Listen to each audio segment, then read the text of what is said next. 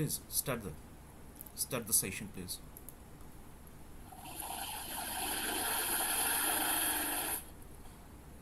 So now, good morning, everybody.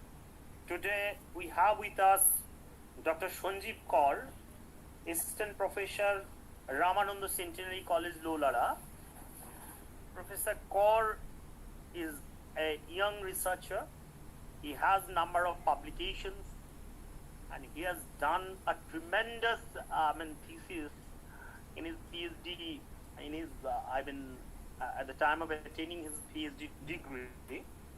So, and he is my brother come friend. So, I am very happy to have him here in this virtual platform. So I hope that it will be a very nice experience for our students, very engaging, thought-provoking lecture. So over to you, Dr. Kaur, for your presentation. Thank you very much. Thank you, Dr. Mandal. Come, my dear brother, elder brother Parthoda. Am I audible, Parthoda? Completely. Okay. Perfect. Thank you. No problem. We continue. Okay.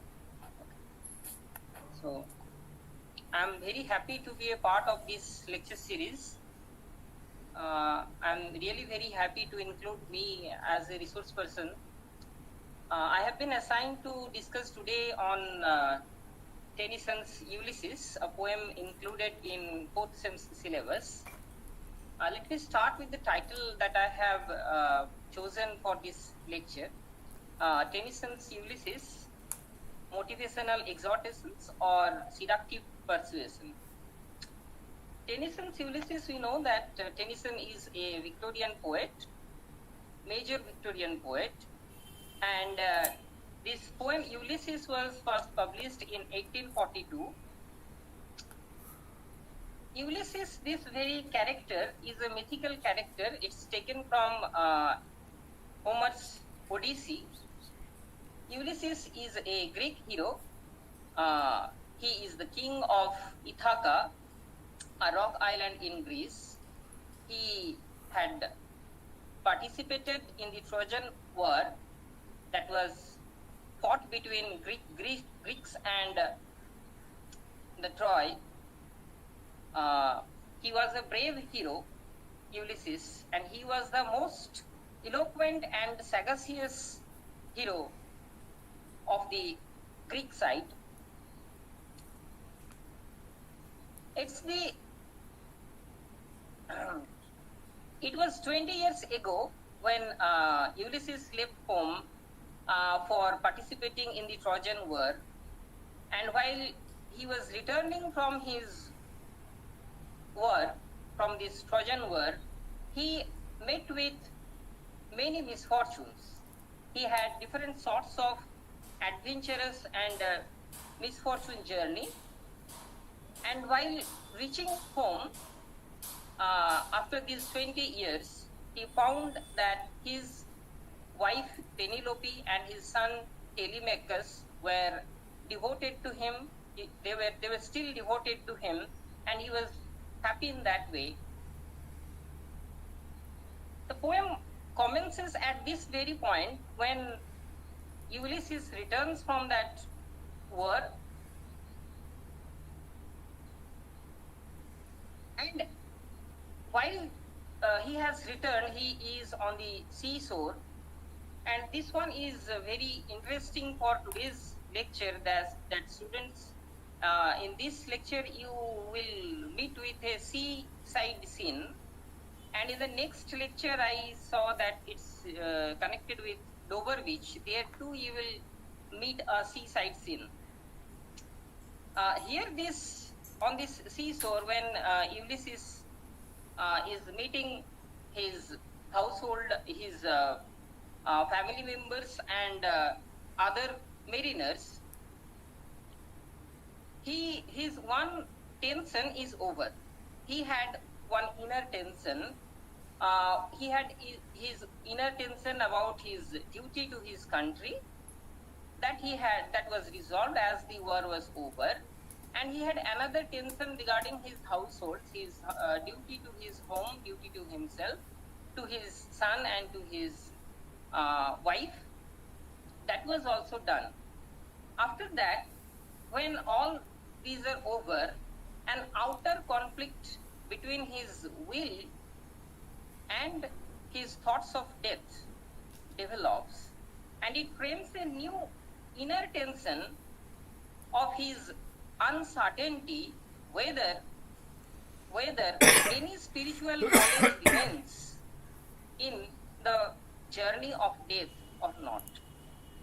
Death is undeniable, death is a must, but how much knowledge is left to learn for Ulysses? I already told that Ulysses was one of the most sagacious heroes of the Greek side. So he had a great craving for learning, for knowledge. So what happens as we read the poem?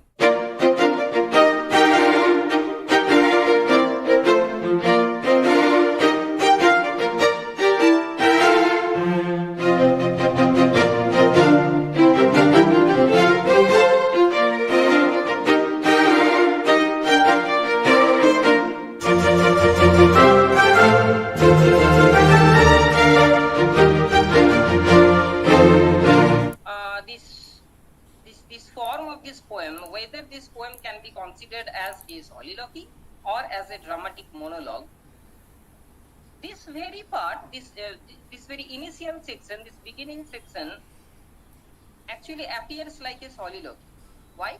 Because here we see the contemplating Ulysses, who is busy over his contemplation about his life, about what he has already achieved in his life and what he has more to achieve, more to gain in his life. He contemplates about the things that he has done. He is actually generalizing about himself in private. Coming to this second part of this poem, he is addressing his son Telemachus. But here again, it's not very clear whether he is directly addressing to Telemachus or not. He is pointing to Telemachus about his son, who is very dutiful to his parents and who is very careful of his duties as a king. And Ulysses is very confident that Telemachus can survive, can continue as a king very well. He is a proper heir to Ulysses. So Ulysses is content with that. In the next part, that is the final part, there we see that he addresses the mariners, his shipmates, and he addresses them to attend on a new journey that he wants to start. And that happens only in the third section of the poem. Okay. So we will keep in our discussion, keep it in mind in this discussion whether this poem can be considered as a soliloquy or it can be considered as a dramatic monologue.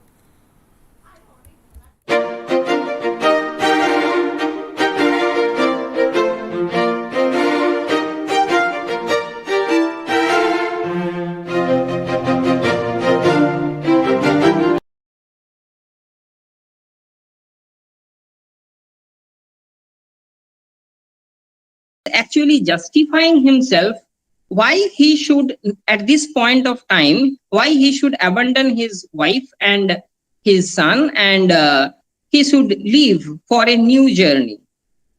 Why he should leave his countrymen. Okay. In the second part of this poem, he is apparently addressing to a particular audience. One sees the accompanying gesture. This is my son, my own Telemachus. But the question remains, but what audience? What is the audience? Who are these audience? It cannot be the mariners, because when Ulysses speaks to them, both he and they are aboard the vessel. They are already the vessel, as he says, the vessel puffs her sail, there lies the port, my mariners' souls that have toiled and wrought and thought with me. He is addressing them thus. So they are already aboard on the ship. So these very words actually are proof of this thing.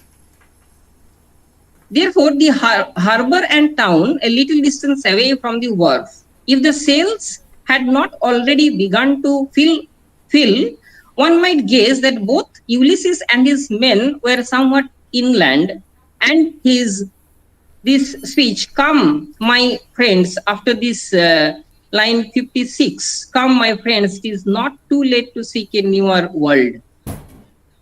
So what he is doing, this former view that he is contemplating to himself, it differs, and here his address becomes direct to these mariners.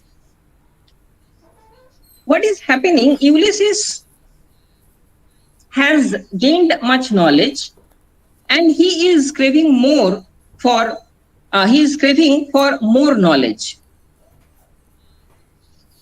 He says, there lies the port on one side, and on the other, the dark, glooming seas.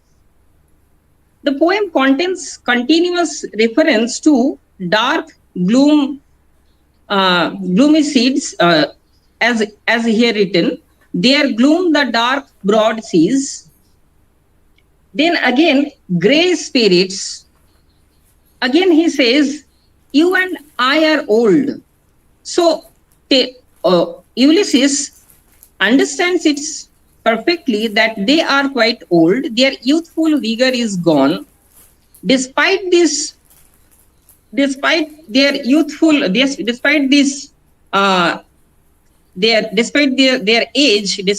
old age, they still have their will. They're strong in will, and with this strong will, Ulysses is hopeful that they can earn more knowledge. He can earn more knowledge actually. This, in the case of a dramatic monologue, what happens? It requires an immediacy of some social issue, some crisis. That very immediacy of social issue is absent here. Rather, a universal intellectual issue is raised here that suits more the form of a soliloquy. As such, an issue may be contemplated privately. Here we are seeing that Ulysses is contemplating privately, and such a private contemplation actually suits the form of a soliloquy. Such contemplation of Ulysses actually requires some action to confirm his belief, and this is why the speaker Ulysses here presents soliloquy in the form of dramatic address that implies action. He requires this action to confirm his belief that he is actually ready to start a new journey for more knowledge. And this knowledge is knowledge for some spiritual reality. He is uncertain about it, whether there lies some spiritual knowledge or not through this journey of death, and he wants to be confirmed about it. This dramatic stage that he provides, that Ulysses that appears to us through Ulysses' address to his audience, that is these mariners. This dramatic stage is actually a contrivation. This is a sort of illusion, and it is contrived to establish the vital connection between the outer world of action and the inner world of contemplation. Ulysses' inner world of contemplation and the outer world where he is remaining as a hero, that world requires an action to confirm what he is contemplating. This dramatic stage again serves to establish the symbolic connection between the two, whereby action in the scene world, that is his address to his mariners for a new journey, that action actually confirms the symbolic, that action is actually symbolic of the action in the unseen world. That is what is happening in Ulysses's mind. Now the question arises, what Ulysses seeks in his life more? He has earned much knowledge. He has earned much fame. As he says I am become a name.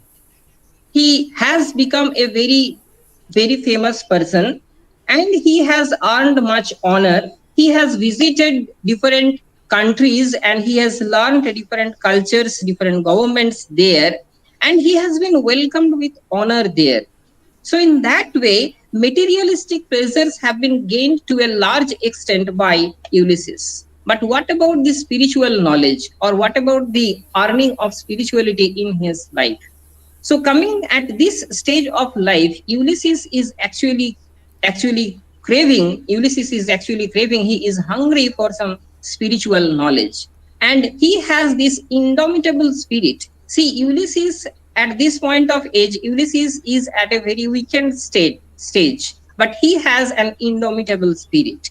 And with this help of this indomitable spirit, he is craving, he is ready to start a spiritual journey. He is not sure what comes after death. Towards the end of the poem, we may note that he says, it may be that the gulfs will wash us down. It may be we shall touch the happy easels and see the great Achilles whom we knew. So in the first line, he says, it may be that the gulfs will wash us down. He may be lost somewhere into the oblivion. He is not certain about where he will be led to through death. He is sure that death is must, but where he will be led through death, he is very uncertain about that. So it may be that he may be lost in some dark oblivion through death, but he is not sure. And therefore he says in the second line, it may be we shall touch the happy easels, where he hopes to find Achilles, another great hero of the Greek side. So through these lines, he has a hope to reach to heaven and earn some knowledge through this journey to death. Yeah. So what happens in the first, if we come back again to the first stanza of this poem, we see that Ulysses tells us about his exploration of the known world. And we know very well that Victorian time was a time of new discovery in the aspect of geographical lands, new discovery in the fields of scientific discoveries. So people in the Victorian era had the temper of curiosity. They were very curious to discover new lands, new knowledge. They were very crazy for new things, new knowledge, and crazy for discovering new lands. So that very Victorian spirit is also present in this poem. And in that way, we can assert that Tennyson's Ulysses can be cited as a representative Victorian poem that encapsulates the Victorian temper, the Victorian features here. So the first para, where Ulysses tells us about his past life, he actually tells us about his explorations of his known land, of the different governments, different countries, and the cultures there, and the knowledge he has gathered there. In one of the lines, he says, I am a part of all that I have met. So the present Ulysses is actually an incarnation of all those experiences that he had gathered through his journey to different places of the world. It is thus he has become so sagacious, so knowledgeable, so intellectual, and he is to some extent not ready to continue his kingship in this kingdom Ithaca, where most of the people are still savage.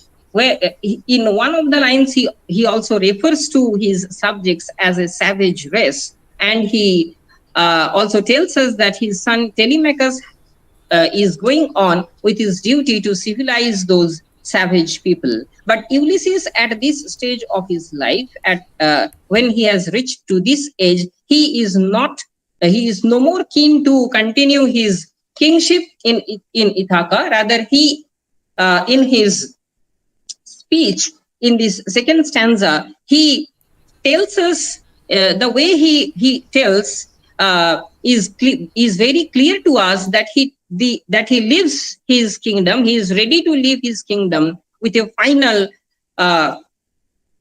final decision. As he says,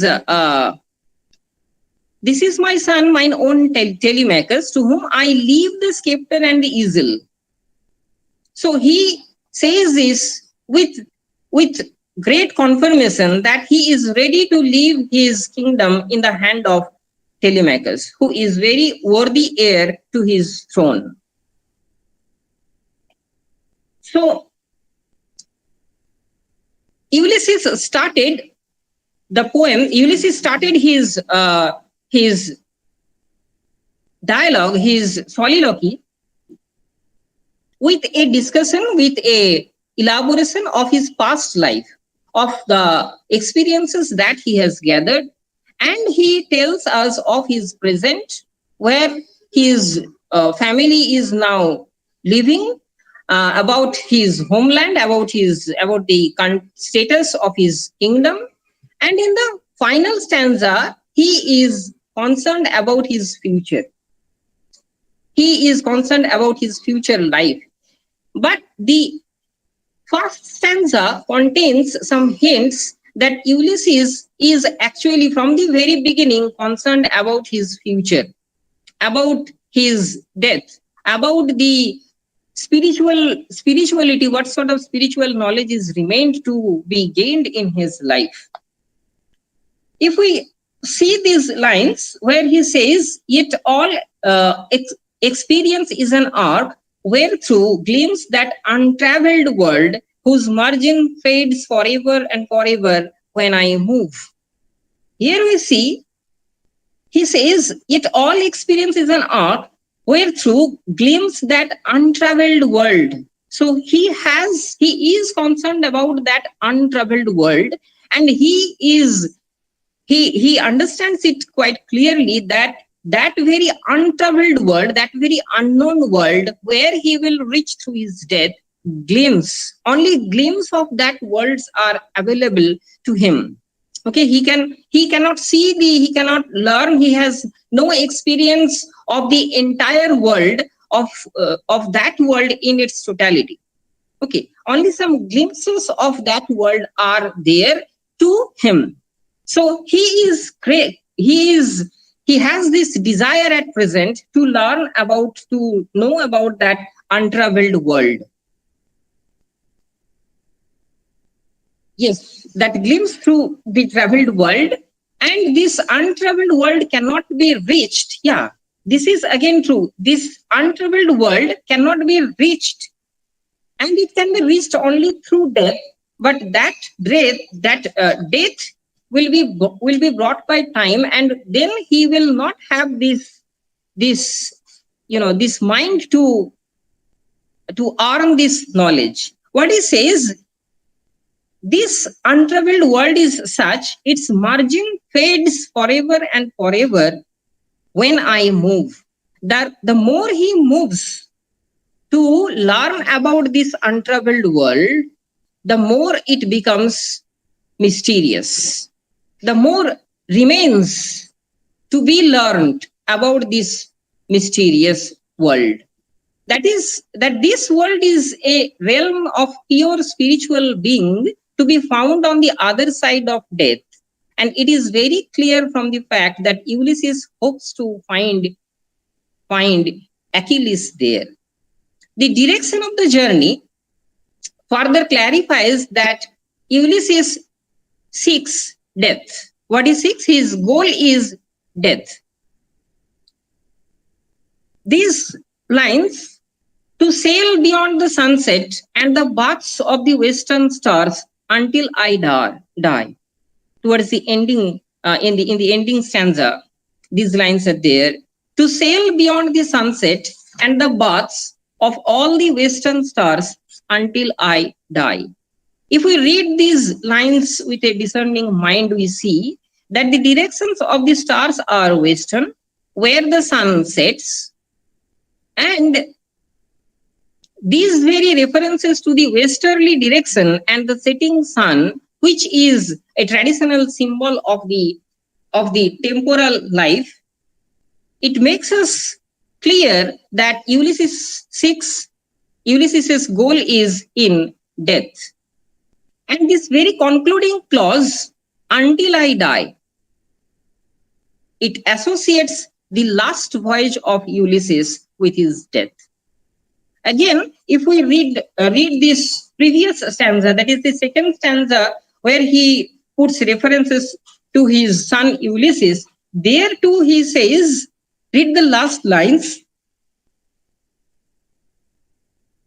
when I am gone, he says, in offices of tenderness and pay meet adoration to my household gods, Ulysses says that Telemachus is very careful of paying due adoration to his household gods when I am gone. So he says this with such decided finality that this is the journey that Ulysses is going to start now, is going to be a journey from which there will be no return. He will no more return, not return from this sort of journey. So it implies that he is gradually moving towards death. But it must be kept in mind that Ulysses's goal is not death, but is in death, a sort of life in death. He knows quite clearly that death is undeniable, death is unavoidable, but what he wants to do is that through his approach to death, through this voyage to death, he wants to hoard more knowledge in his life. He says to his mariners, my mariners, souls that have toiled and wrought, what is the purpose? What is more left in his life to do is that he says some work of noble note that is left in his life to do. He wants to do some work of noble note still in his life.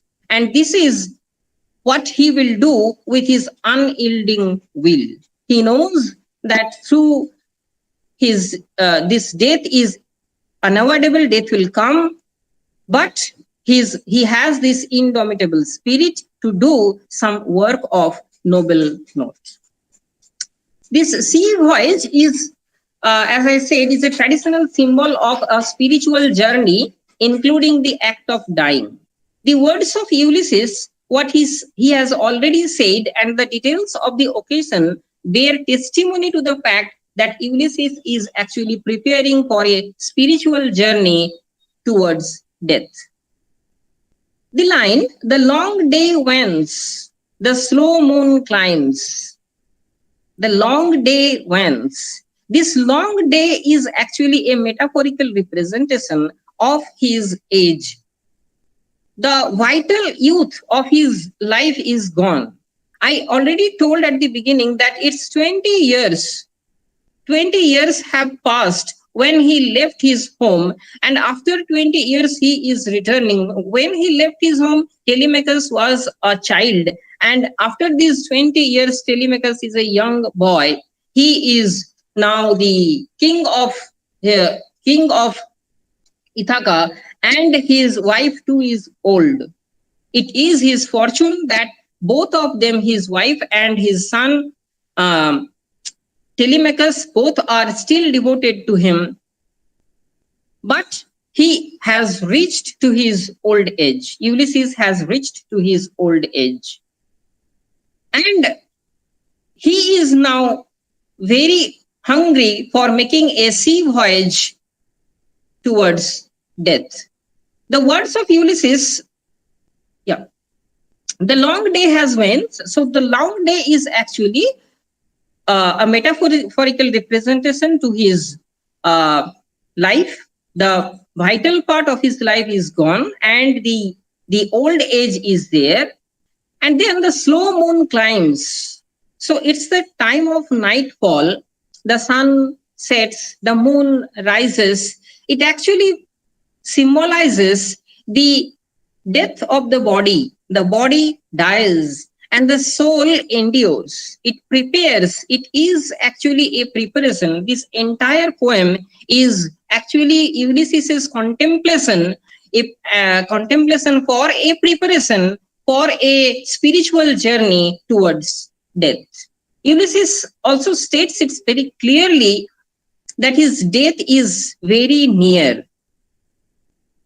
In one of the lines, he says thus, life piled on life, where all too little, and of one to me, little remains. So only some part of his life is left. Okay, only some days are remaining in his life, and that is why he as a man of action wants to spend the remaining days through this spiritual journey. In addition to all this, the fact that he abandons his rule on Ithaca to Telemachus with such decided finality is appropriate for Ulysses' preparation for death, and this suggests that he intends a voyage from which he will not return. As he says, to whom I leave the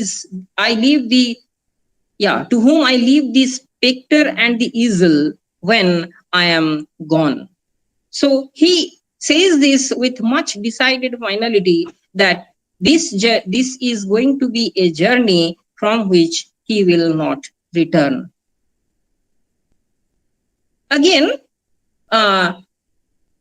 to argue my point that this is a spiritual persuasion of Ulysses of his mariners is clear from the address to his mariners in the final stanza, where he addresses his mariners thus: my mariners, souls. His mariners, he refers to them, the shipmates, as souls. It further enforces this suggestion that he intends a spiritual journey through death. At the same time, it is also mentioned quite clearly in the poem that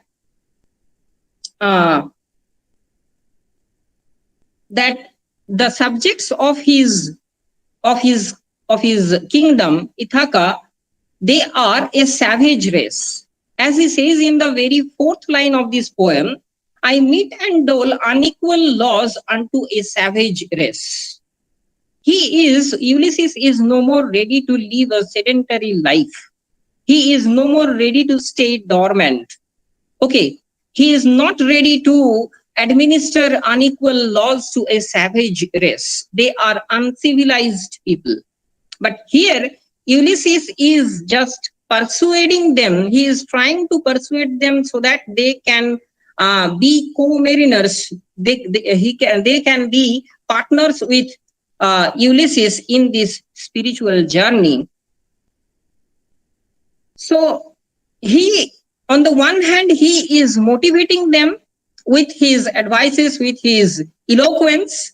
He had this skill of eloquence. I already told in the beginning that Ulysses was one of the most eloquent and sagacious heroes of the Greek side. With the help of his elocution, Ulysses is motivating on the one hand, and on the other hand, he is trying to seduce them or seductively persuade them to participate with him in this spiritual journey. Coming to this final discussion, whether this poem can be considered as a soliloquy or a dramatic monologue, I would refer to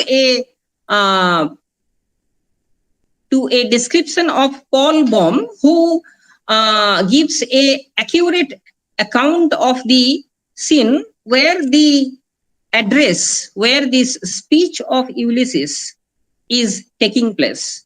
He says that the poem actually falls into three segments in blank verse, and the first stanza that is up to line 31 to 32. These lines here, Ulysses is speaking to himself. In some parts, he is justifying himself why he should now relinquish his duty as a king in Ithaca, and in the second part, it is apparently addressed to a particular audience, and it is clear through this gesture, this is my son, mine own Telemachus. You see, this is also very interesting in the poem that there are some jumps. Okay, from the first paragraph to the second one, beyond the utmost bound of human thought, here the first paragraph ends and the second one begins, this is my son, mine own Telemachus. Again, from this second one to the third one, as he says, there lies the port, the vessel puffs her sail, here is another jump. So there are jumps from one position to another and from one address to the another or one audience to the another. But these jumps are not properly filled in.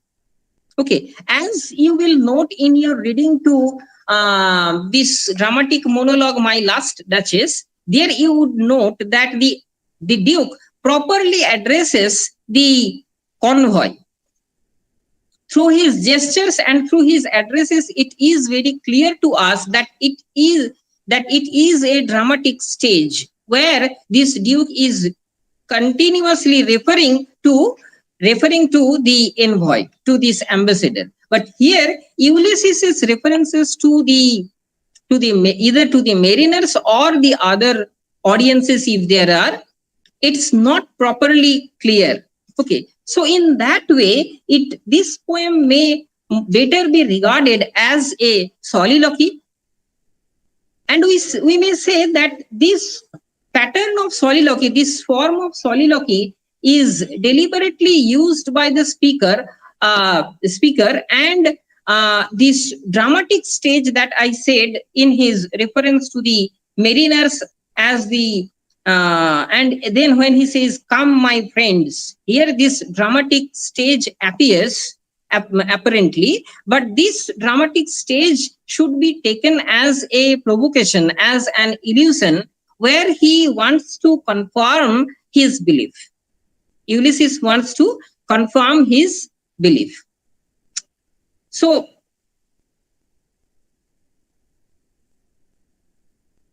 yeah. Paul Baum says that when he is referring to his son Telemachus, this is my son, mine own Telemachus, he is not addressing the mariners. It cannot be, because when Ulysses speaks to them, they are already aboard the vessel and Telemachus remains on the shore. So it creates this confusion. Who is the audience here? Whether Telemachus or the audience, the mariners. It is not very clear to us.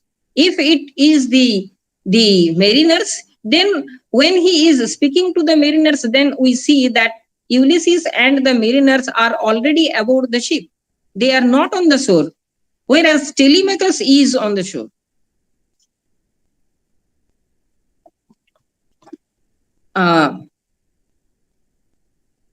If the sails had not Baum says, if the sails had not already begun to fill, one might guess that both Ulysses and his men were somewhat inland, and his calm friend's push off represents a further change of position.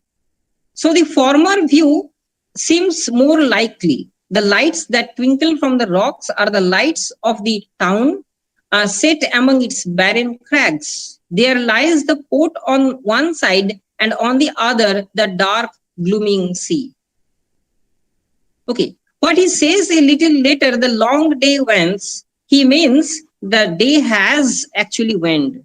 We have seen that he talks about the rising moon, the setting of the sun. So it's the time of nightfall. So the long day wends, when he says, it actually means the long day has waned. And when he says, before they have pushed off, the deep moans round with many voices, he is actually anticipating rather than describing what he hears. He is actually anticipating here. This is where he is embarking on his journey.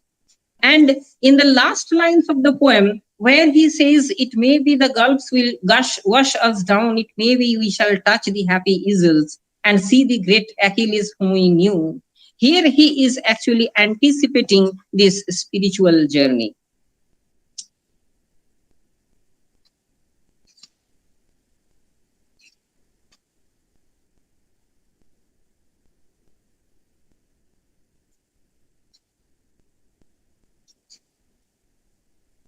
So in that way, you may write that Tennyson's soliloquy is Tennyson's Ulysses is actually a soliloquy, but it moves towards the form of dramatic monologue, and this form of dramatic monologue is actually contrived here to put it as an illusion to confirm the belief of Ulysses, to confirm his contemplation about his spiritual journey. Thus, I would conclude that Tennyson's Ulysses actually encapsulates Ulysses's motivational exhortations, his speech to his mariners, and his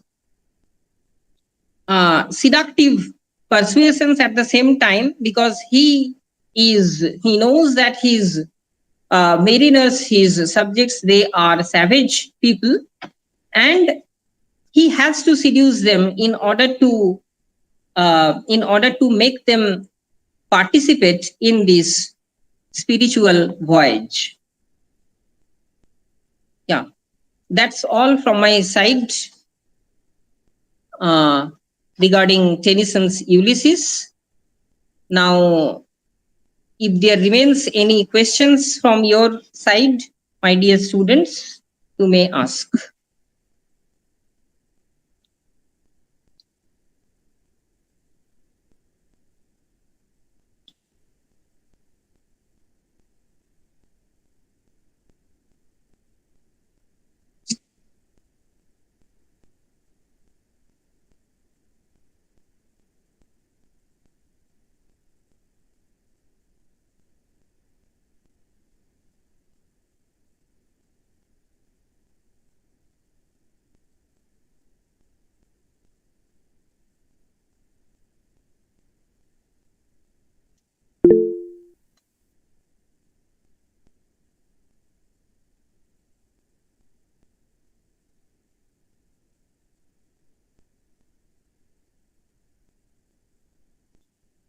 Okay, sir.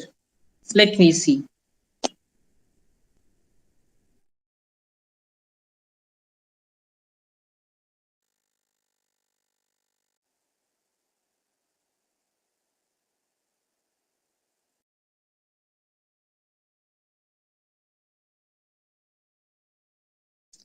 Yes, a few questions are there. Yeah, Brishti Chaudhary has asked, is Ulysses an optimistic character? Ulysses, in one sense, Ulysses is a very optimistic character. He has some sense of uncertainty about the spiritual journey, about the life after death, but he is very optimistic in the sense that he has very strong will, unyielding will, with the help of which he is ready to earn some spiritual knowledge. He knows that death is a must, but with his indomitable spirit, he wants to he wants to store more knowledge. So in that way, Ulysses is optimistic.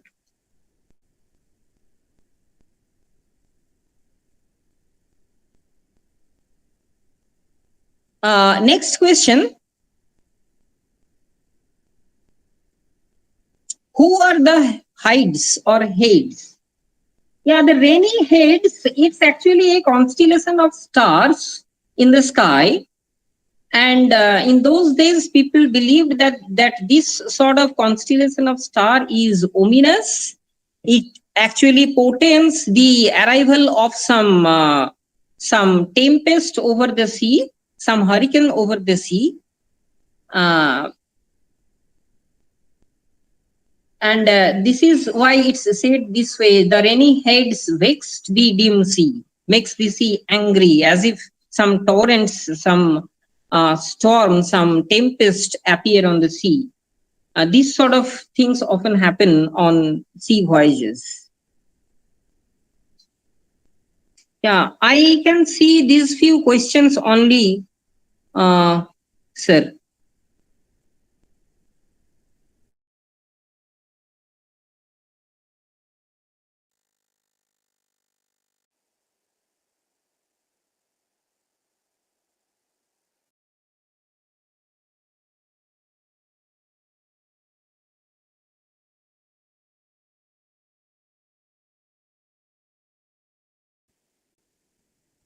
Okay, let me see. What are the themes? Priya Das has asked, what are the themes? Themes, I would say it's already discussed. Primarily, the poem deals with Ulysses' contemplation about life after death. This is the primary theme of this poem. His craving for a spiritual journey, his longing for a spiritual journey, his advices to his mariners, to his people, that despite the aging process, people should have this sort of indomitable spirit with the help of which they can earn more knowledge.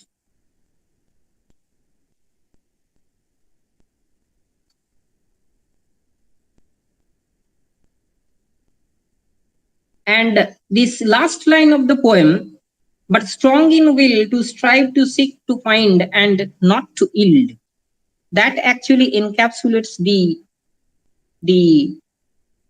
leitmotif, the theme, the primary theme of the poem, that also corroborates the Victorian temper, when people had this mindset of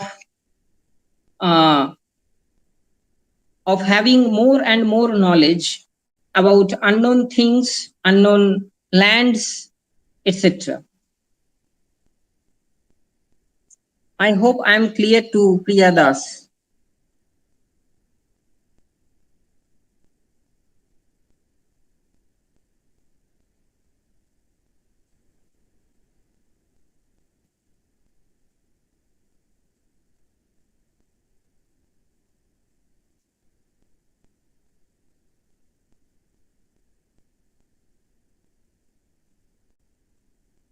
Another question from Aryoda. Is Ulysses a poem of escape? Definitely it's a poem of escape, but here it's an escape from this world of materialism to a world of spiritualism. The materialistic pleasures, the fame on this earth has been well achieved by Ulysses, and he is now with a mindset to earn spiritual knowledge and have a spiritual journey through death. Chinmoy Banerjee has asked, as a king, who is more capable, Ulysses or Telemachus? As a king, who is more capable, Ulysses or Telemachus? See, in this poem, as elaborated in this poem, Ulysses's kingship, the way he ruled his kingdom, it's not elaborated here. And the way Ulysses has described his son, his sense of duty, his sense of paying honor to his household gods, his sense of running the offices, and his sense of paying honor and taking care of his elders, particularly his mother, is proof enough that Ulysses' son Telemachus is successful both as a son and as a king.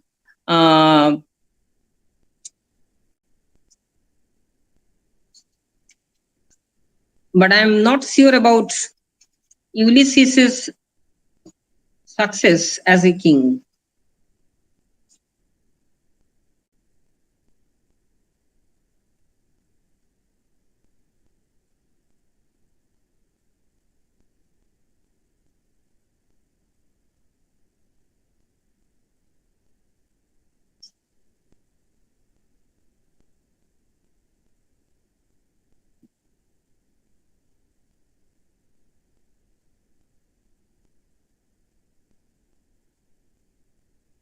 Yes, তোমরা বাংলাতেও প্রশ্ন করতে পারো।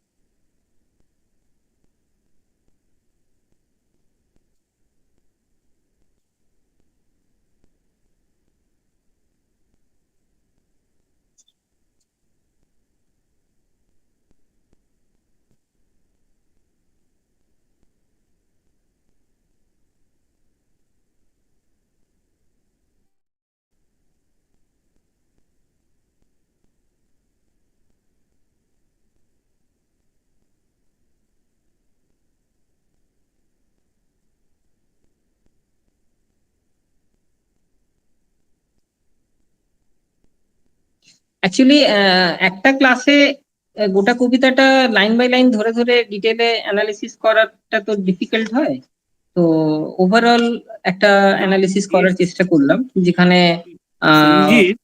হ্যাঁ পার্থদা বলো। তুমি একটা জিনিস করো, এখান থেকে কি ধরনের কোশ্চেন হতে পারে সেইটা একটু ছেলেদের যদি বলে দাও।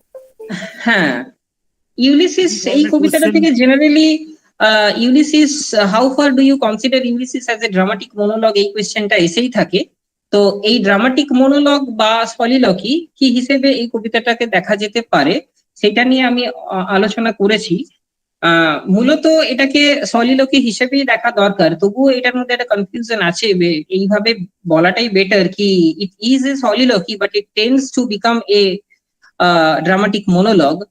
আর কেন এটা ড্রামাটিক মনোলগের দিকে মুভ করছে, কোন কোন জায়গাতে এটা ড্রামাটিক মনোলগের কিছু ক্যারেক্টারিস্টিক্স কে মেনটেন করছে, সেই জায়গাগুলোকে আমাদের পয়েন্ট আউট করে বলতে হবে আনসার লেখার সময়। আর কেনই বা এটা সলিলকি হিসেবে দেখা যাচ্ছে প্রথম দিকটাতে, স্পেশালি প্রথম দুটো স্ট্যান্ডাতে, সেটা আমাদের পরিষ্কারভাবে বলতে হবে। এই জায়গাগুলো আমরা ক্লিয়ারলি বলতে পারলে আনসার দাঁড়িয়ে যাবে সলিলকি বা ড্রামাটিক মনোলগ হিসেবে আনসার বলার সময়। আরেকটা কোয়েশ্চেন হয় ইউলিসিস ক্যারেক্টার হিসেবে আলোচনা করতে বলে। তো ইউলিসিসের ক্যারেক্টার আমি তো অলরেডি আলোচনা করেছি, বিশেষ করে আমার এই টাইটেলটাতেই আমি ওইভাবে দিয়েছিলাম যে motivational exhortations or seductive persuasions. Ulysses কি করছে, ইউলিসিস আবার অনেক ক্ষেত্রে আমরা আমরা কিছু ক্রিটিক্সরা ডিসক্রাইব করছে ইউলিসিসকে এইভাবে যে হি ইজ হাইলি ইগোইস্টিক এবং আমি I have become a name, I এই জায়গাটা কবিতার মধ্যে খুব বেশি করে থাকছে, এবং he is considering his subjects as very inferior, referring to them as a savage race etcetera etcetera, এই জায়গাটা থাকছে। স্পেশালি যে জায়গাটা ফোকাস করতে হবে ইউলিসিস নিয়ে বলতে গেলে, that is his craving for a spiritual journey. How he has spent his journey as a successful warrior and a successful king, and how he, at this point of age, how he is preparing for a spiritual journey towards death. And at the same time, আমরা আমাদের এই answer গুলোকে একটু enrich করতে পারি if we compare Ulysses with another poem of Tennyson, that is his Lotus Eaters. ওখানে আবার অন্যরকম একটা দিক বলা হচ্ছে, যেখানে এই ইউলিসিসকে আমরা দেখতে পাচ্ছি he is very keen on starting a new voyage with an indomitable spirit. এখানে আমাদের দেখা যাচ্ছে লোটাস ইটার্সে কিন্তু উল্টো, অনেকটাই উল্টো সুরে কথা বলা হচ্ছে যেখানে everything is subject to time, everything is subject to decay and destruction, why should any more toil, why should any more hardship. এখানে যেখানে ইউলিসিস আমাদের বলছে you and I are old age hath yet his honour and his toil, death closes all, yes he accepts it, death closes all, but something ere the end. So much optimistic our Ulysses is, but something ere to end. So even before the death, he wants to do something, and again he says what sort of thing he wants to do. He is very clear about it. He says some work of noble note may yet be done. So in that way Ulysses is very optimistic. So that very nature of Ulysses must be elaborated in your answers. So এই ধরনের কিছু answers, questions আর answers আমরা ready করে রাখবো for our exams. মোটামুটি এগুলোই। কখনো ওই থিমেটিক হতে পারে, কখনো ক্যারেক্টার ধরে হতে পারে। অ্যাডভান্স ক্রিটিসিজম পড়তে চায় বা কোন বই থেকে আরো একটু ভালো আইডিয়াস এই ধরনের একটু সাজেস্ট যদি করে দাও ওদেরকে। হ্যাঁ, অ্যাডভান্স পড়তে চাইলে তোমরা পড়তে পারো। চার্লস মিচেল এর একটা লেখা আছে, আর্টিকেল আছে, এটা দি আনডাইং উইল অফ টেনিসনস ইউলিসিস। আমার এই লেখাটা পড়ে খুব ভালো লেগেছে। তোমরা এই লেখাটা পড়তে পারো, এটাকে এক্সট্রা একটা নোট হিসাবে দেখতে পারো, এবং আমি পড়ে যতটা দেখেছি তাতে আমাদের ছেলে মেয়েদের জন্য এই আর্টিকেলটা উপযুক্ত, এবং you can enrich your answers, you can modify your answers properly for your exams through your reading of this article. এছাড়াও আরো অনেক আর্টিকেল রয়েছে, পেটিগ্রুর একটা আর্টিকেল রয়েছে, বাট মেনি আরো এটা ছাড়াও আরো অনেক আর্টিকেল রয়েছে। আমি 2-3টে আর্টিকেল পড়েছিলাম, তার মধ্যে I chose this undying will of Tennyson's Ulysses to be the best, because as we are reading in our undergrad, it suits to read this very paper of Charles Michel to prepare our answer. Instead of moving to many other critical dimensions, it's better to remain focused to these sort of things that are that will be actually helpful in our writing for this undergrad exams. Okay, so if you want, you may I may send it to Parthoda, and you may collect it from them, Parthoda or Ashish sir, Ganguly sir, and you may collect it from them, and you may read it. It's a very, very helpful article.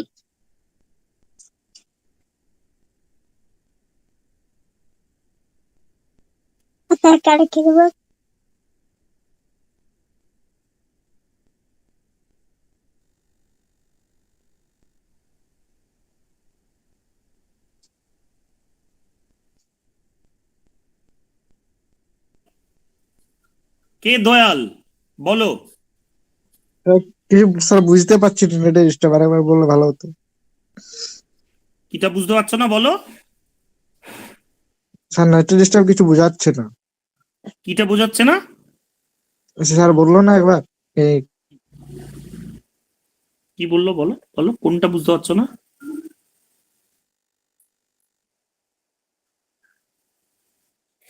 বলো।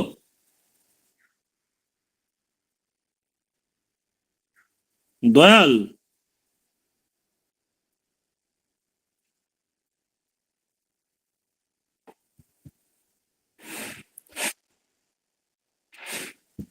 might be.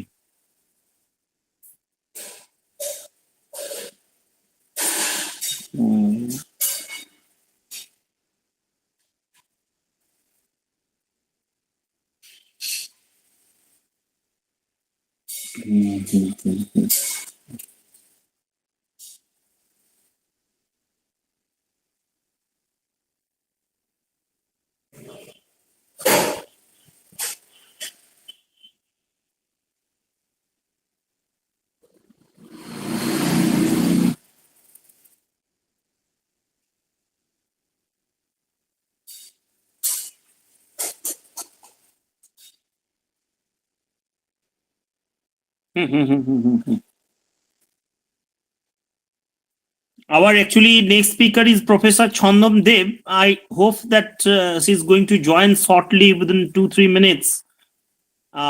So thank you, Sanjib, for your nice presentation. And I mean, students are, I hope, will be benefited if they read, if they recapitulate what you have delivered so far. So thank you very much for your kind cooperation with us in this international lecture series by giving your valuable time. Thank you. Thank you, Parthada, for including me in your lecture series. So, and one announcement to the students, you don't leave the room. Sir is going to join very shortly. Actually, I had a telephonic conversation with him. So he's going to join. Okay. Don't leave.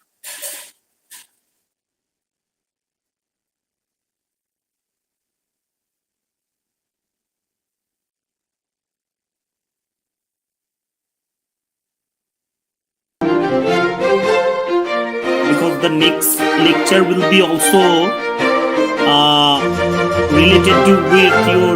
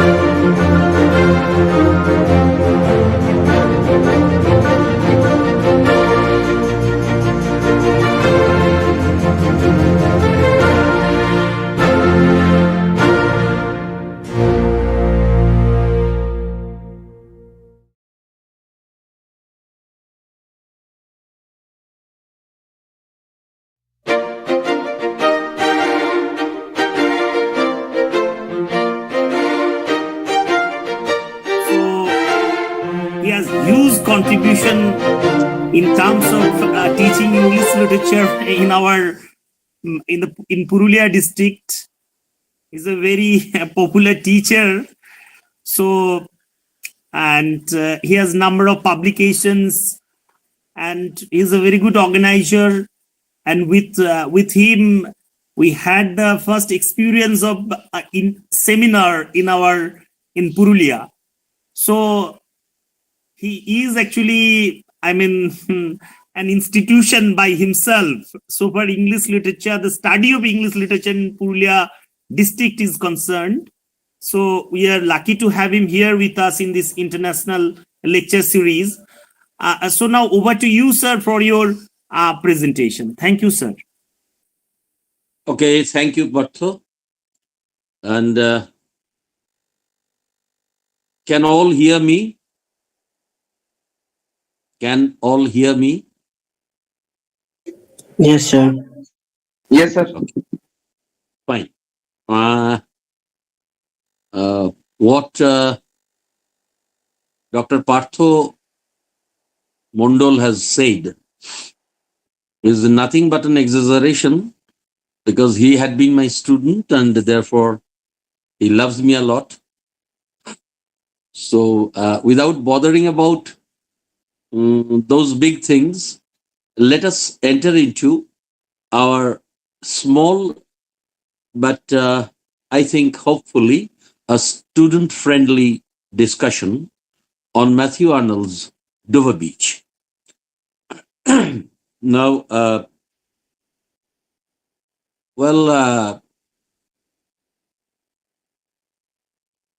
I take it for granted that my students here, of course, have an idea of the transition of several ages in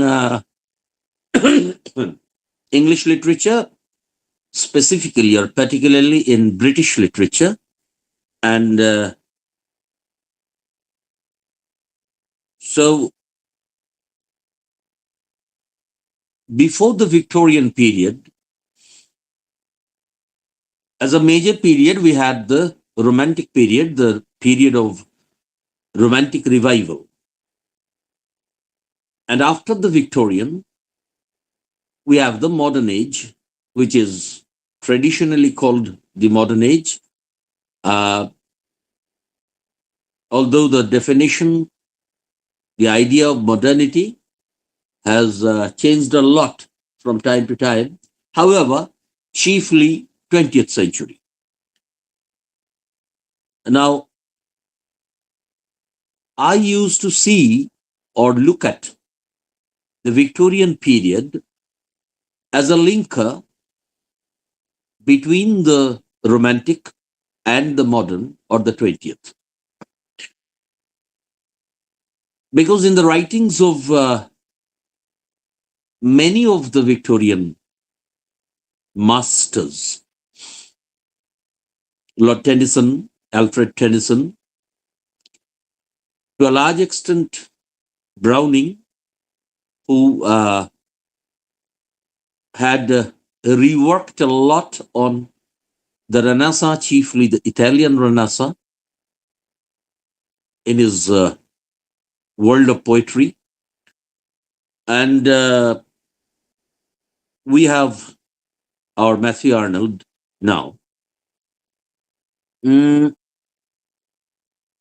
So the people, I mean, were carrying forward the Romantic legacy and at the same time was anticipating the 20th century, the inroads of modernism, which was deeply connected with the two great wars, the First World War and the Second World War.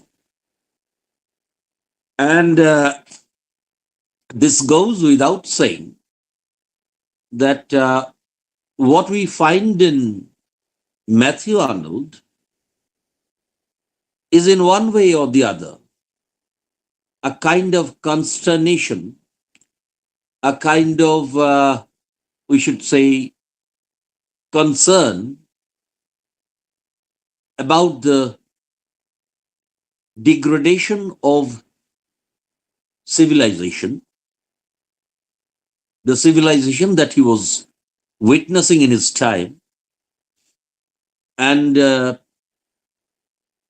only great poets like him can foresee the onslaught of a worse world. The First World War started in, you all know, 1914, and Arnold was composing this poem in the middle of the 19th century. But look how,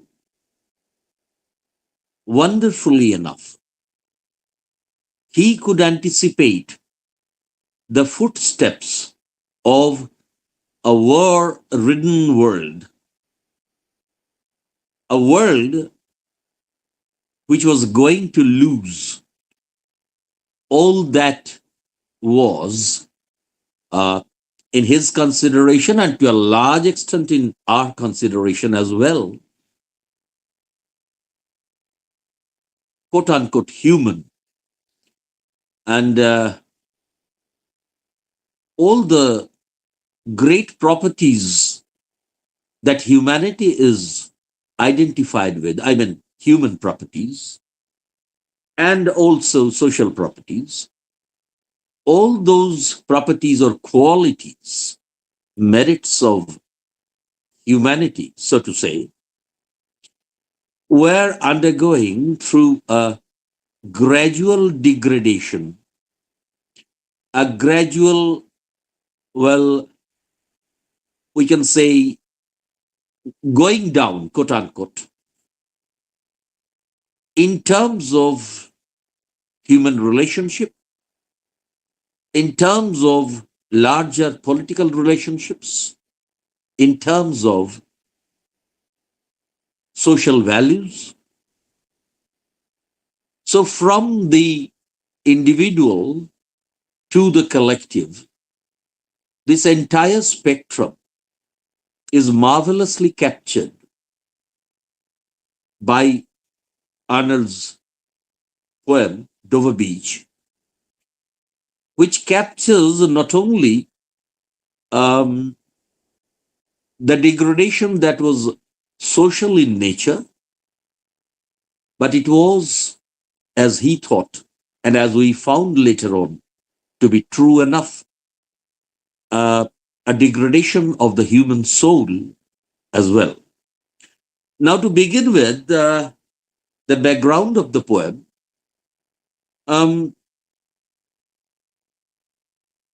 we should look at the date of composition of the poem, which is a little bit debated, but I would request my students not to bother too much about the debate. It is generally believed that it was, conceived, and the writing of the poem, the composition of the poem, started as back as in 1849, and by 1851 it was completed after his visit to Dover Beach. And it is generally also believed that he came to the conclusion of the poem. Now, one thing, by the way, is true, that the poem was not completed in a single sitting or a single write. There had been, temporary closure of the poem in the middle. There had been a re-beginning of the composition. There had been multiple changes, some of which we come to know through Arnold's half-lost manuscripts. I'm not going into that detailed discussion.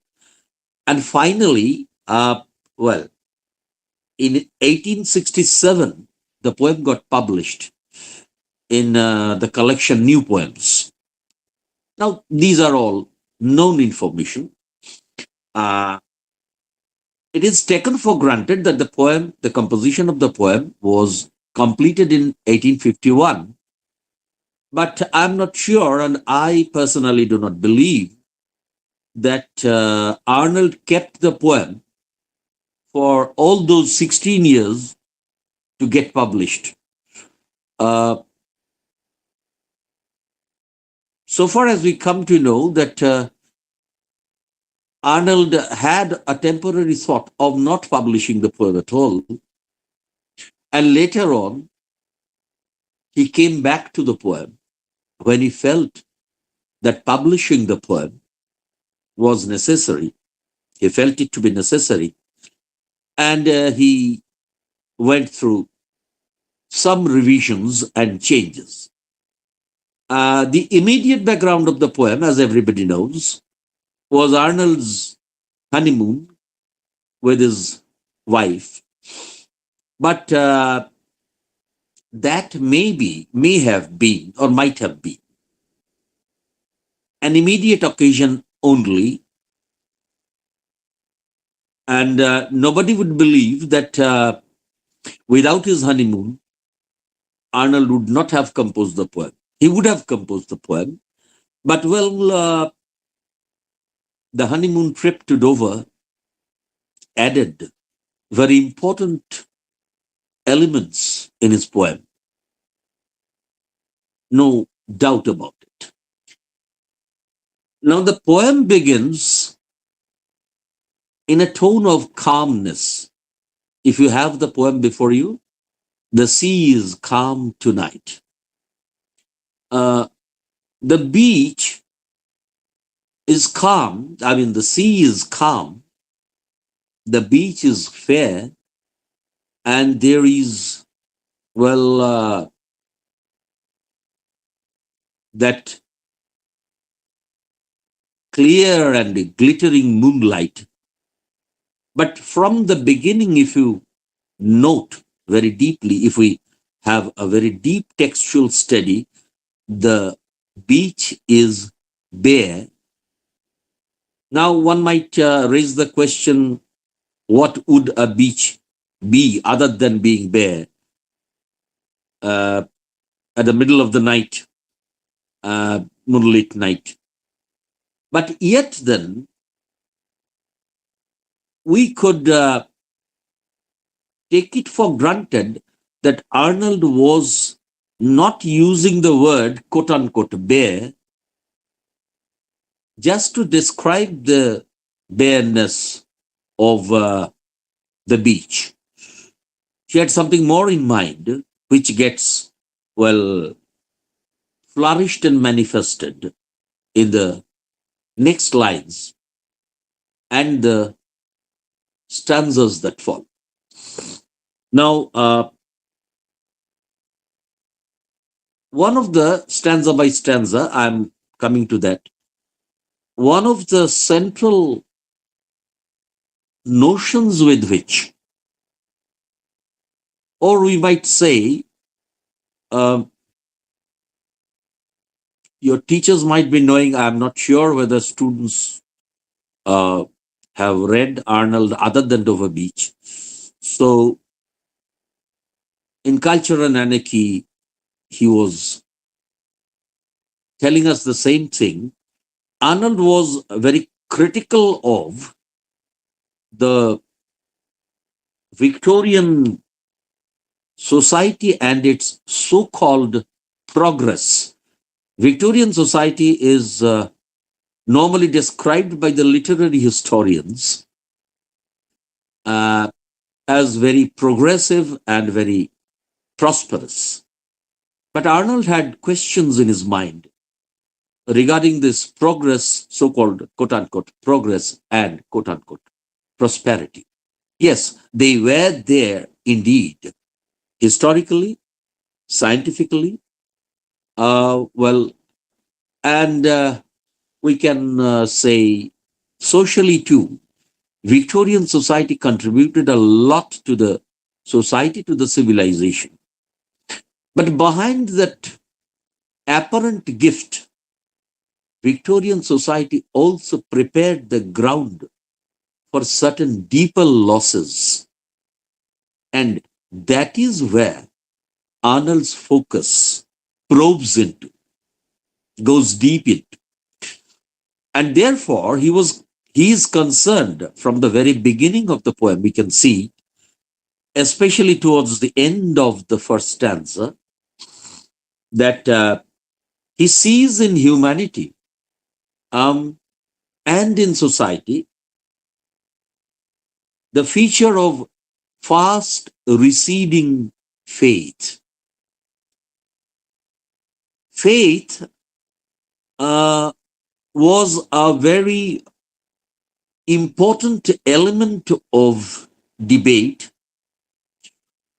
an element of intellectual concern throughout the entire Victorian period, which manifested to its fullest in the early 20th century. So, it is really not true that Arnold was a Victorian and therefore bag him anywhere you can. And Eliot was writing in the first half of the first quarter of the 20th century. And that's why hold him high alone. But both were great foreseers. I mean, if you take Browning, if you take Arnold, if you take, I'm putting aside Tennyson because even in Tennyson, we have, well, marks of that concern and a kind of dissatisfaction with the present civilization, the present society. So, Browning, Tennyson, Browning, Arnold, and then Eliot Yeats.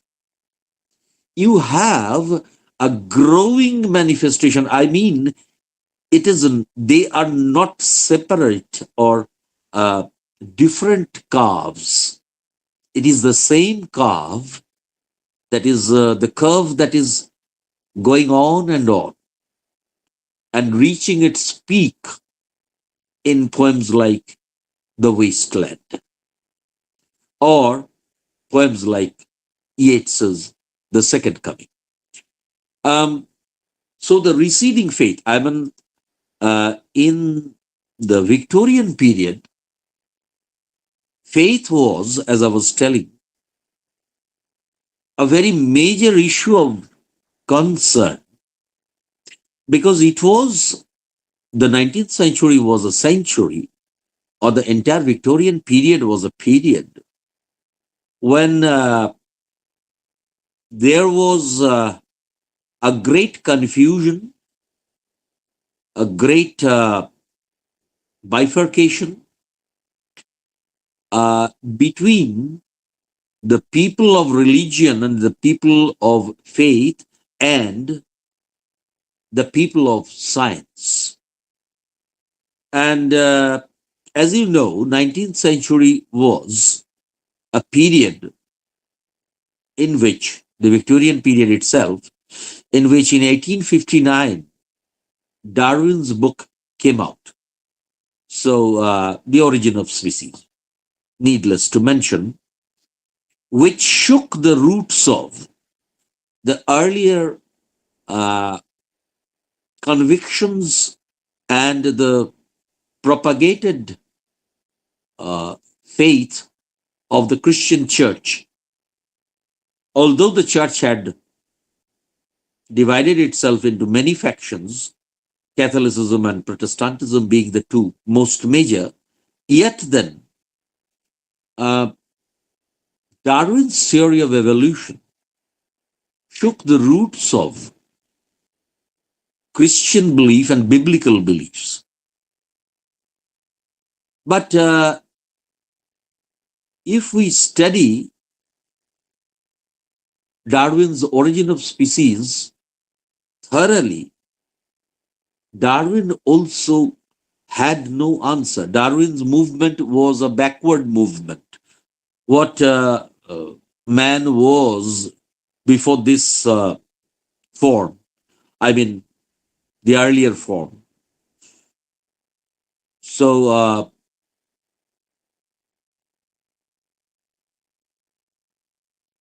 I don't want to, well, load my lecture with technical terms like Homo sapiens, Homo neanderthals, etc., etc. However, so he was trying to go to the roots of birth of life. And although we always acknowledge and will be acknowledging all the time the great contribution made by Charles Darwin, yet then we should remember in mind, we should bear in mind that Darwin also could not answer the very fundamental question of how life came into being. And Darwin, in a very dubious way, finally says that God puffed life into things. A man like Darwin. So there was this predominance of doubt, the spirit of questioning, the spirit of disbelief, and the spirit of scientific analysis and introspection and investigation on the one hand, and belief and faith on the other. So what Arnold was trying to arrive at was not really new to the Victorian period, but Arnold he's reshaping this conflict between science and faith onto another platform of faith being not something external, but it is something internal. And faith does not relate only to religion or the church, but it actually inherently relates to the human heart, the human soul. And therefore, the process of receding faith, decreasing faith, that disturbed a lot many of the Victorian great thinkers, starting from Thomas Carlyle to Matthew Arnold.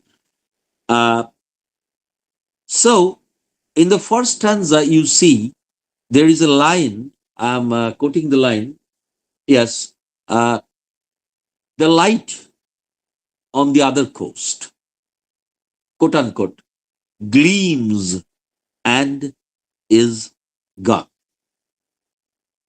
The light on the French coast gleams and is gone. The very literal, what should I say? A literal transference of the meaning is, well, on the French coast, the night was growing deep and the lights were going off. But that would be too childish an explanation. Yes, physically he was seeing the gleaming lights going off on the French coast. But was he not, if we question deep into our hearts, well, was he not referring to the last gleams of an ideal civilization and the light of that civilization gradually going off? Well, we will discuss it more when we come to stanza by stanza analysis. In short, we don't have lots of time. So, I was telling you that it's known to everybody, and it's mentioned everywhere that the poem was composed during Arnold's honeymoon in Dover with his wife, etc., etc. But if we look at the poem as a masterpiece of literary creation, a masterpiece of thought construct, then I think it appears, at least it appears to me, it's not at all important whether he was telling all these to his wife, whether he was talking with his wife, newlywed bride. What is important? He was talking to his beloved. He was talking to his lover. And his mind was in search of true, honest, faithful love, not only in the parameter of marital love, quote unquote, but he had a much larger parameter. He was talking of a broader and larger human love. So the only glimmer of light that he sees, which he physically sees, I'm telling my students to be aware of this. He physically sees the lights on the French coast were gleaming and they are gradually gone. But the glimmer of light that he sees it through his beloved, through his lover. Now coming to the focal point of my presentation today, if you have read my title, it is a kind of a discussion that involves around the, to quote your question paper language, the role of the sea. Okay, I mean, the sea is a symbol here. This is nothing new. And but the sea changes its character. The sea changes its role. The sea changes its function as the stanzas proceed from the first to the second, from the second to the third, and finally from the third to the fourth, and the last stanza. In the last stanza, the sea is actually off. The sea is no more seen. It can only be felt deep within. But in the first three stanzas, we have the presence of sea, but in different changed forms, which I call metamorphosis. And therefore, sea serves as a metamorphic symbol. I mean, a symbol that changes its meaning and changes its, the dimensions of meaning. Okay. Now, the sea is both a background to the poem. And you can very easily segregate, differentiate, cut out the fourth stanza from the rest of the poem. Because all the things that Arnold has said in stanza 1, stanza 2, stanza 3, they constitute, these three stanzas constitute the base, the platform for Arnold. But what he is telling, what he is saying in stanza 4, he doesn't have any direct reference to either the sea or the waves or the pebbles or the shingles, etc., etc. Now, so it is both a reading and a rereading of the poem that would provide us with the very indispensable perception that sea is not merely a background here, but it is also a very strong symbolic pillar of the poem. I just read out casually. The sea is calm tonight, the tide is full, the moon lies fair upon the straits. On the French coast, the light gleams and is gone. The cliffs of England stand glimmering and vast out in the tranquil bay. In these 1, 2, 3, 4, 5 lines, we have an unavoidable image of calmness, tranquility. Excuse me, just for a few seconds.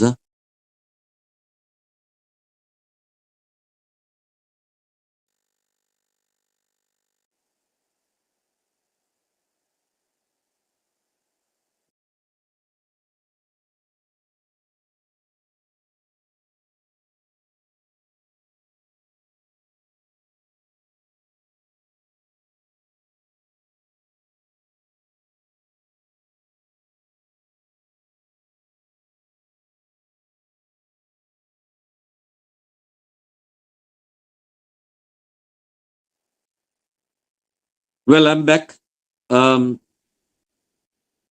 So in the first 5 lines, we have an unavoidable image of calmness, serenity, tranquility, as well as an image of fullness, of completeness.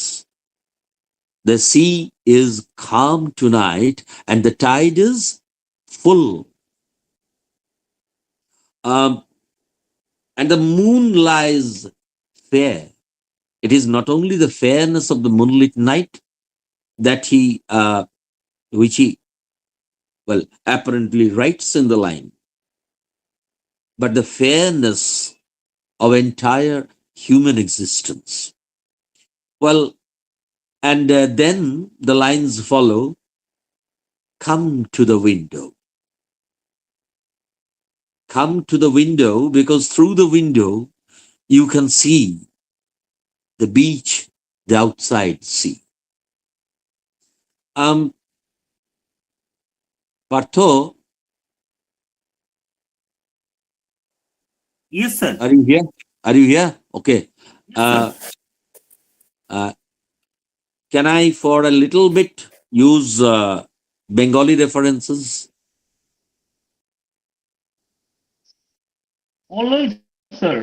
Because Hello? Yeah. Okay. students will then No, understand. only for reference. Yes, sir. Yes, sir. মানে আমরা সবাই জানি, একবার তোমরা কতটা পড়েছো জানি না, তোমরা যদি ডাকঘর পড়ে থাকো, তো অমলের রোগ হয়েছে, অমল অসুস্থ,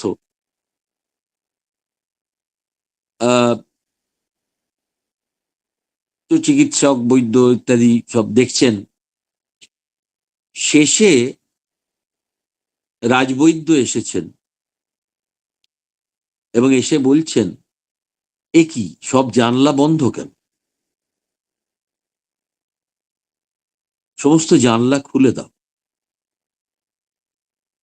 বাইরের হাওয়া আসুক। তখন সব জানলা খুলে দেওয়া হচ্ছে। রবীন্দ্রনাথের ডাকঘরের কথা বলছি। এবং শুধু যে বাইরে থেকে হাওয়া আসছে তাই নয়, বাইরে মৃদু চাঁদের আলো এবং মূলত তারার আলো এসে অমলের কপালে শান্তি স্পর্শ বুলিয়ে দিচ্ছে। এই যে ভিশনটা, এটা একটা গ্রেটার রোমান্টিক ভিশন, যেটা রবীন্দ্রনাথ পুরোটা নয়, কারণ রবীন্দ্রনাথের উপনিষদের ব্যাকগ্রাউন্ড ছিল, রবীন্দ্রনাথের ব্রাহ্ম ধর্মের ব্যাকগ্রাউন্ড ছিল, হোয়াট এভার। তো রবীন্দ্রনাথ অবশ্যই অনেকাংশে ইংলিশ রোমান্টিসিজম থেকে নিয়েছিলেন, এবং যে কারণে ওয়ার্ডসওয়ার্থের কিছু কবিতা রবীন্দ্রনাথের কবিতার সঙ্গে প্রায় মিলে যায়। কে কার দ্বারা প্রভাবিত হয়েছিলেন, মানে অবশ্যই রবীন্দ্রনাথই প্রভাবিত হয়েছিলেন, কারণ রবীন্দ্রনাথ পরে, কিন্তু কে কোথা থেকে নিয়েছেন এসব নিয়ে আমি কোনো আলোচনা করছি না। আমি যেটা বলছি সেটা হলো এই রোমান্টিক ভিশনটাই এক্সটেন্ডেড হচ্ছে in the Victorian period. As I was telling you in the beginning of my lecture, that the Victorian period was carrying forward the romantic legacy and was anticipating the coming century, the ensuing world, and a world ridden with war. এই দুটোর একটা connecting point, linker point হচ্ছে Victorian perception. However, so come to the window, and sweet is the night air. একদম শেষ স্ট্যান্সা যদি মনে করি আমরা, দেখবে সেখানে একটা লাইন আছে, come, let us be true to one another. অর্থাৎ in the beginning, when Arnold is drawing the attention of his lover to the sweet night air, to the moon-blanched land, to the tranquil bay, the full tide, the calm sea, which rests largely on a natural plane, quote unquote natural. In the last stanza, it becomes not only an expression of nature alone, nature indeed, but human nature, the internal nature. However, and then I skip a couple of lines. Listen, you hear the grating roar. Very famous line. Grating roar of pebbles. Grating, you know, that is a very rough sound. মানে একটা টিনের মধ্যে অনেক পাথর ভরে যদি তুমি জোরে নাড়াও, অনেকটা সেই ধরনের, বা বড় ড্রামের মধ্যে সেই ধরনের একটা sound, which is antagonistic to everything that is calm, that is soft, that is serene. That এই গ্রেটিং রোরটাকে উনি ইন্ট্রোডিউস করছেন first স্ট্যান্জাতে, grating roar of pebbles. কিন্তু এই গ্রেটিং রোরটা শুধু কামিং অফ দ্য ওয়েভস নয়, রিটার্নিং অফ দ্য ওয়েভস বেশি। When the waves return, of pebbles which the waves draw back and fling. The use of the verbs, drawing back of the sea and leaving the stones, the pebbles, যেটাকে পরে উনি shingles বলছেন, however, naked shingles, at their return up the high strand, begin and cease and then again begin. Read the line with proper cadence. Begin and cease and then again begin. You have a cadence, you have a rhythm. And Arnold is calling it tremulous cadence. There is cadence, but the cadence is tremulous, slow, and bring the eternal note of sadness in. So from the first stanza, the end of first stanza, we can enter into the world of symbolic structure getting reinforced in the poem. First স্ট্যান্জার প্রথম দিকটা অনেকটাই apparently, আসলে নয়, apparently মনে হয় it is a description of nature, indeed it is, কিন্তু সেই ডেসক্রিপশন অফ নেচার টেনিসনের ডেসক্রিপশন অফ নেচারের সঙ্গে তফাৎ আছে। তার ভেতরেও অনেক সাবটেক্সট আছে, but not like Arnold. So let's begin. The sea is calm, the tide is full. Images of, symbols of placidity and fullness. The moon lies fair, fair not only in the sense of white, not only in the sense of fair complexion or the beautiful, refreshing moonlight, but fair has another meaning also, fair and foul. You have read Macbeth, so you know, must be knowing. So that fair, so Arnold punches, mixes, and well, melts these two senses into one word, fair. The moon lies fair. It is both fair to look at, it is both fair in its complexion, and it is also fair, quote unquote, in a moral way. The fairness, the honesty and faith that the moonlight, well, reflects or brings before us. The light gleams on the French coast, the light gleams.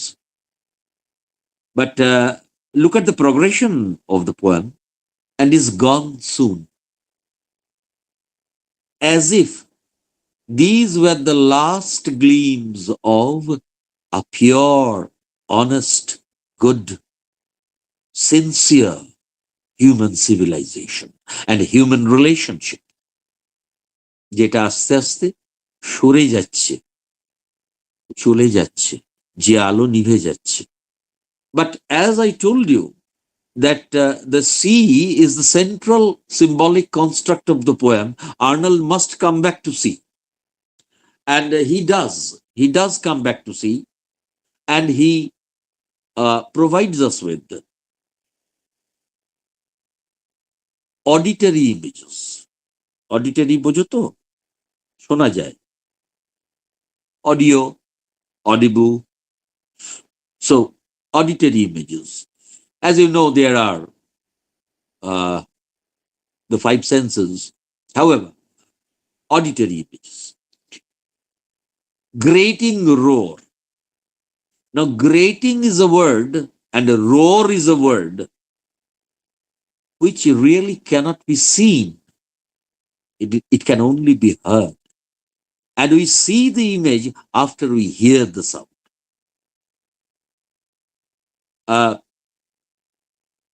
ঘরের ভেতরে যদি থাকি আমরা, আর বাইরে মেঘ করে যদি, এখন মাঝে মাঝেই হচ্ছে, কালবৈশাখী আসে, আগে মেঘ ডাকার শব্দটা শুনি, তখন দৌড়ে গিয়ে জানলা খুলে দেখি আকাশ কালো করে মেঘ জমেছে। রবীন্দ্রনাথের ভাষায় মেঘের পরে মেঘ জমেছে, আধার করে আসে। So the auditory comes first, grating roar, flinging of pebbles being flung out, যেন কেউ ছুঁড়ে দিচ্ছে। অ্যাকচুয়ালি ঢেউয়ের টু অ্যান্ড ফ্রো ধাক্কায় ছোট ছোট পেবল গুলো ছিটকে ছিটকে পড়ছে। কিন্তু এই ছিটকে ছিটকে পড়াটা যেমন একটা ন্যাচারাল ফেনোমেনন, তেমন এটা একটা ডিপার সোশ্যাল ফেনোমেননও বটে। বিকজ ছিটকে পড়াটা হচ্ছে one symptom of lack of togetherness. আমরা এখন চারদিকে ছিটকে পড়েছি, মানুষের সঙ্গে মানুষের সম্পর্ক কম, দূরে দূরে চলে গেছি, ফিজিক্যালি তো চলে গেছি, মেন্টালিও চলে গেছি। এই ছিটকে যাওয়া সভ্যতা, a kind of dispersed civilization, not unified, not cohesive, lack of cohesion. Then he talks about cadence, rhythm, which again is a thing to be heard. You have done your prosody, so you know. Rhythm is a thing.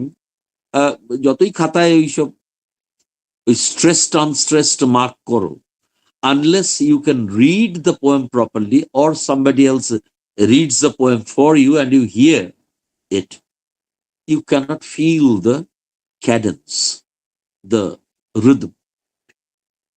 And this cadence, the nature of this cadence is tremulous but slow. Slow is indicative of the slowness, the gradualness, if we can say so. There is no such word. The gradual recession of faith, cohesion, love, etc. And finally, Arnold comes to the eternal note of sadness that these tremulous cadences, these waves bring to us. Now, this note of sadness, which Arnold calls eternal,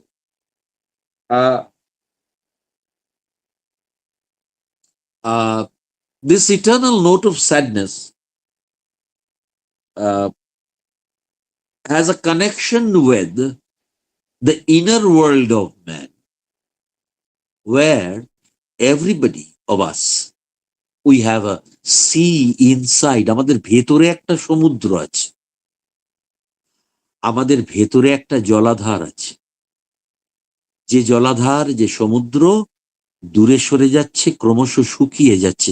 এই জন্য দেখবে এরপরে এখান থেকেই অ্যারিডিটি, আমি বলবো অ্যারিডিটি, dryness, এই সমস্ত ইমেজ চলে আসছে। So the sea is described on a physical and natural note, but finally the sea becomes more a spiritual expression. We hear in the waves of the sea the note of eternal sadness. And the words that Arnold is using, grating roar, if we pronounce properly, he makes us hear the sound of grating of the pebbles, and which leads ultimately to the eternal note of sadness. Look at the second stanza, you know, if the pages are open before you. Sophocles long ago heard it on the Aegean, and it brought into his mind the turbid ebb and flow of human misery. Suddenly he goes back to ancient Greece, to Thebes. Sophocles to tomra porecho, Oedipus Rex, King Oedipus. So to Sophocles, who heard the eternal note of sadness, the note of misery. This misery and sadness is universal. মানুষের জীবন থাকলে তাতে দুঃখ একটা থাকবে, এটা eternal. কিন্তু দুঃখ যদি আমাদের গ্রাস করে ফেলে, ধ্বংস যদি গ্রাস করে ফেলে, সেইটা সভ্যতার পরাভব। That is the defeat of civilization. ওটাকে উত্তীর্ণ হওয়া, ওটাকে করা, and finally to bring back the note of joy, placidity, calmness, fullness, prosperity, peace, এটাই মানবতার জয়। সেই আশাটা ক্রমশ কমে যাচ্ছে, and that was giving a lot of pain to Matthew Arnold and many other thinkers of the Victorian period. We find also in the sound of thought, hearing it by this distant northern sea. তাহলে কি দাঁড়ালো? From the Aegean Sea, which is in Greece, to the Northern Sea, which is in Europe, and between, encircling France and England. So there is a displacement. Arnold suddenly displaces the, in technical language we call it paradigm. However, he displaces the thought, our thought, from the Northern Sea to the Aegean Sea. So Sophocles heard it on the Aegean Sea. We now also hear it here, standing by the Northern Sea. This is technically known as a spatio-temporal concept. Spatio comes from space. So this is displaced from England to ancient Greece. Greece. Temporal comes from time. Temporal because the time moves back from Arnold's time, the 19th century, to ancient Greece. Spatio-temporal movement and coverage gives the poem a kind of universality, that certain things were true in Sophoclean time, which are true in our time also. And that the ensuing misery, which Arnold is apprehending, which Arnold is apprehensive of, brings back to him the memory of Sophocles, the Aegean Sea, and ancient Greece, from the Northern Sea to the Aegean Sea. And in terms of time, as I was telling you, spatio-temporal, from the present to the past, distant past, and which binds the poem and in its course binds our mind, our consciousness in a large continuum of time. Continuum, CONTINWM, which goes on, flows on, যাকে Keatsian poetryতে flux বলা হচ্ছে, FLUX, continuum of time, connecting the past, the present, and the future. Past হচ্ছে Sophoclean age and the Grecian age. Present হচ্ছে Arnoldian England, the 19th century Victorian period. And the future, which Arnold apprehends to come dark upon us, is not going to be a very happy future. এটা আর্নল্ডের একটা দুশ্চিন্তা এবং সমস্ত Victorian থিঙ্কারদেরই, আমি আগেই বলেছি। And that's why the construct of the poem now becomes converted, metamorphosed from the natural sea to the human sea. এইটাই metamorphosis. দেখো স্ট্যান্জা 3 তে চলে যাচ্ছি। দ্য সি অফ, কি আছে কেউ একজন বলো, কারোর সামনে আছে text? Faith. The sea of faith. The sea of faith. So it is the human sea, the sea within. শুধু বাইরের সমুদ্রে জল থাকলে তো হবে না, হৃদয় সমুদ্রেও তো জলের আহ্বান থাকতে হবে। এইটা আর্নল্ড লিখছেন প্রথম বিশ্বযুদ্ধ হওয়ার 50 বছরেরও বেশি আগে। This is what we call the foresight, the farsightedness of poets. এই সেই কবির দূরদর্শন, আমাদের টেলিভিশনের দূরদর্শন, কবির দূরদর্শন, যার মনে কোথাও একটা আশঙ্কা জন্ম নিয়েছে। He is not feeling well, he is apprehending something worse. So এবার দেখো stanza 3, the sea of faith was once too at the full.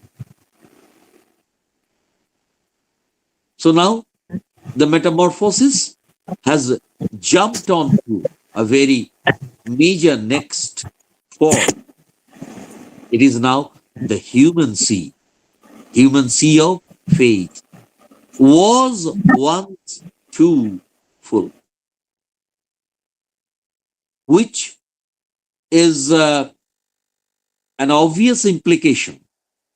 It is implying that it is not full in the present, or rather, instead of, far from being full, it is getting empty, getting emptier, getting drier, getting more arid.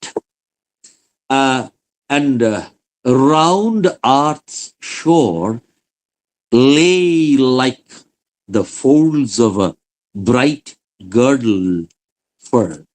What is a girdle? Girdle. Girdle is a very thick belt that the kings, the queens, and especially the warriors wore to protect, primarily to protect their parts of intestine from the attacks of sword of the other side, the other soldiers. However, girdle has become a very faithful symbol of protection, security, certainty. এই যে sense of protection, তোমার অসুবিধে হলে তুমি মাকে বলো, বাবাকে বলো, বন্ধুকে বলো, খুব ভালো সম্পর্ক হলে টিচারকে বলো, কিংবা অন্য কাউকে যাকে তুমি অ্যাডভাইজার, মেন্টর মনে করো, তাকে বলো। মানেটা কি? মানেটা ওইটা কোথাও একটা নিরাপদ আশ্রয়, ওইটা বাড়ি ফেরার আশ্রয়, ওইটা মায়ের কাছে ফেরার আশ্রয়, যা আমি কাউকে বলতে পারি না তা আমি মাকে বলতে পারি। এইটা মা যেমন আমাদের ঘিরে থাকেন, not only in our womb, but even when we are born and we go bigger and bigger, however big you become, mother will always remain mother.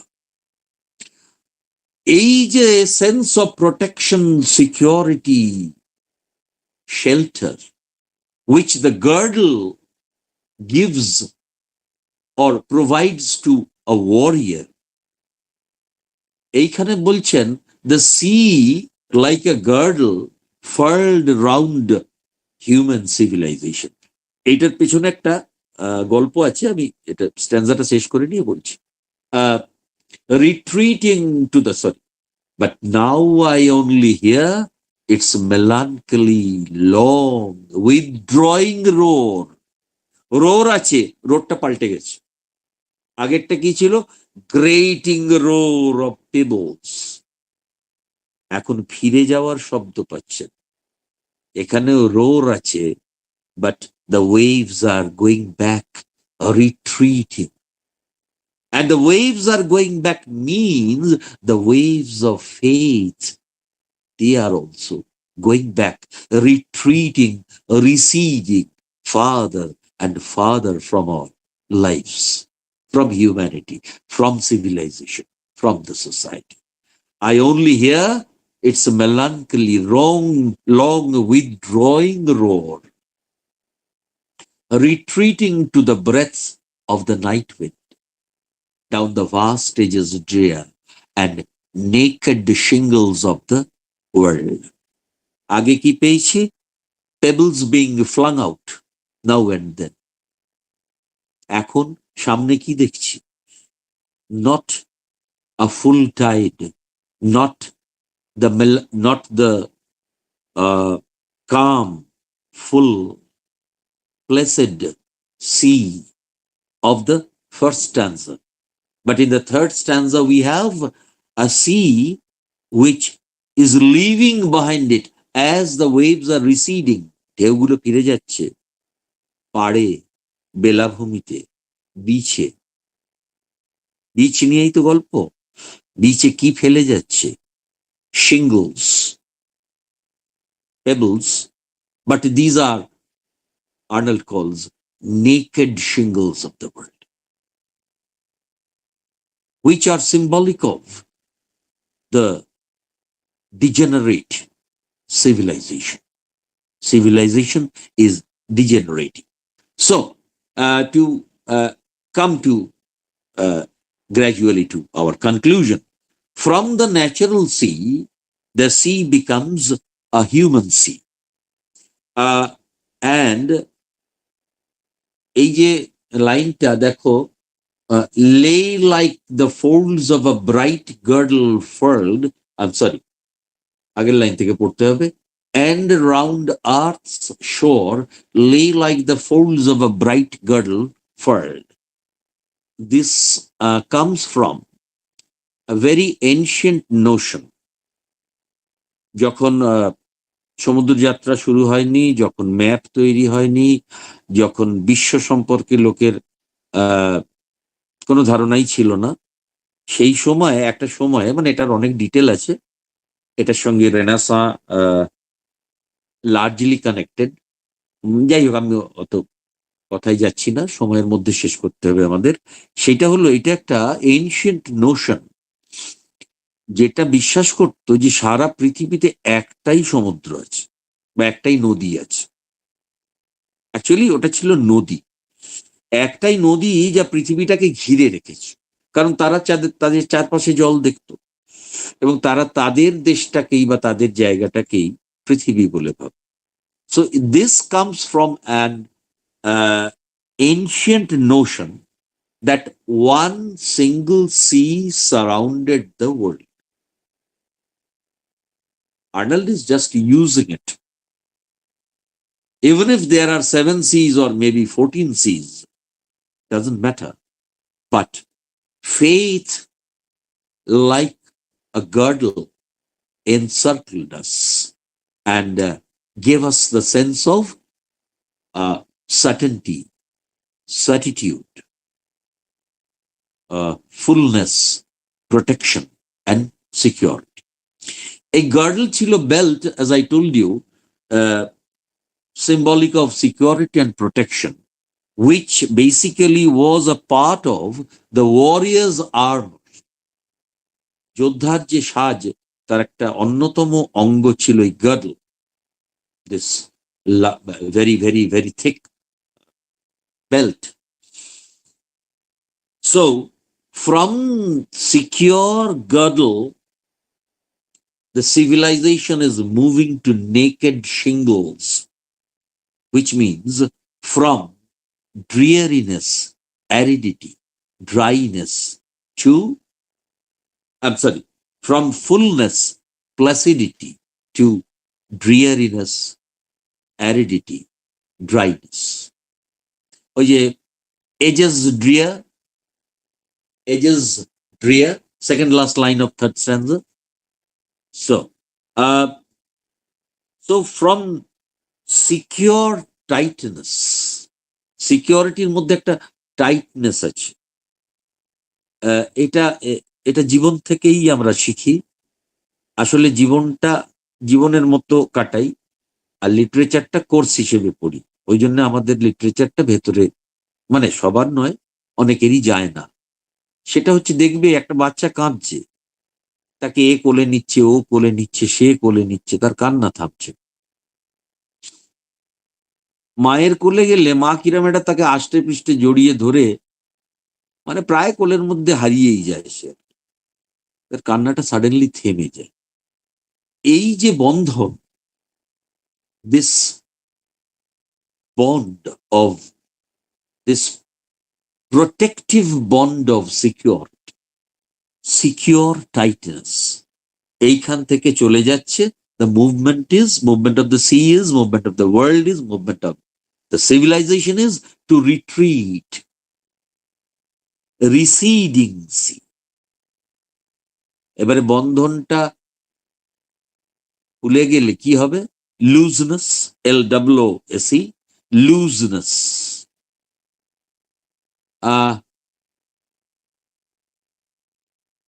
এই পার্থ,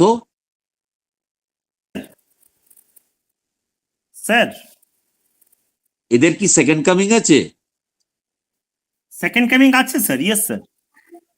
হ্যাঁ, সেকেন্ড কামিং তো এদের পড়েছি, মানে এই সেমিস্টারে নেই, পরে আছে স্যার এটা। পরে আছে, আচ্ছা পরে, হ্যাঁ কারেক্ট। পরে যখন পড়বে ইয়েটস এর সেকেন্ড কামিং, সেইখানে দেখবে এই looseness of the entire cosmos, the world. খুব বিখ্যাত line, things fall apart, the centre cannot hold. That is, এই বাঁধনটা ছিঁড়ে যাচ্ছে, আলগা হয়ে যাচ্ছে। এই নামে একটা অসাধারণ উপন্যাস আছে, তোমাদের স্যারেরা সব জানেন, পড়েছেন, আমিও পড়েছি। যাই হোক, চিনুয়া চিবির থিংস ফল অ্যাপার্ট, লাইনটা from Yeats, things fall apart, the same concern as I was telling you almost after 80 years is concerning William Butler Yeats in the first half of the 20th century, which Arnold had apprehended nearly a century ago. So what do we have? The human sea and images of aridity, which leads to confusion. এবারে ওই বাড়িতে দেখবে, ওই যে বললাম, মায়ের উদাহরণ দিলাম, বাবাও হতে পারে, অন্য কেউ হতে পারেন, একজন বাইন্ডিং ফ্যাক্টর থাকে, মা তো আছেনই, একজন বাইন্ডিং ফ্যাক্টর থাকে, যা কিছু হয় তাকেই বললে জানিয়ে মোটামুটি একটা হয়ে যাবে সমাধান। সেই বাইন্ডিং ফ্যাক্টর গুলো যদি সরে যায়, তাহলে কি হবে সংসারে? যা সংসারে হবে তাই বিশ্ব সংসারেও হবে, লুজনেস, লুজেন্ড হয়ে যাবে। And after getting loosened, there will be confusion. এই সব গুলিয়ে যাচ্ছে, এই জামাটা কোথায় রেখেছিলাম খুঁজে পাচ্ছি না, অমুক জামার বোতাম ছিঁড়ে গেছে, সেলাই করে দেবার লোক নেই, কলেজে যাচ্ছি টিফিন দেবার লোক নেই। এগুলো ছোট ছোট উদাহরণ, তোমাদের স্যারেরা হয়তো হাসবেন, কিন্তু আসলে জীবনের এই ক্ষুদ্রাতি ক্ষুদ্র, ওই ওয়ার্ডসওয়ার্থের একটা বিখ্যাত line, from the to the kindred points of heaven and hope.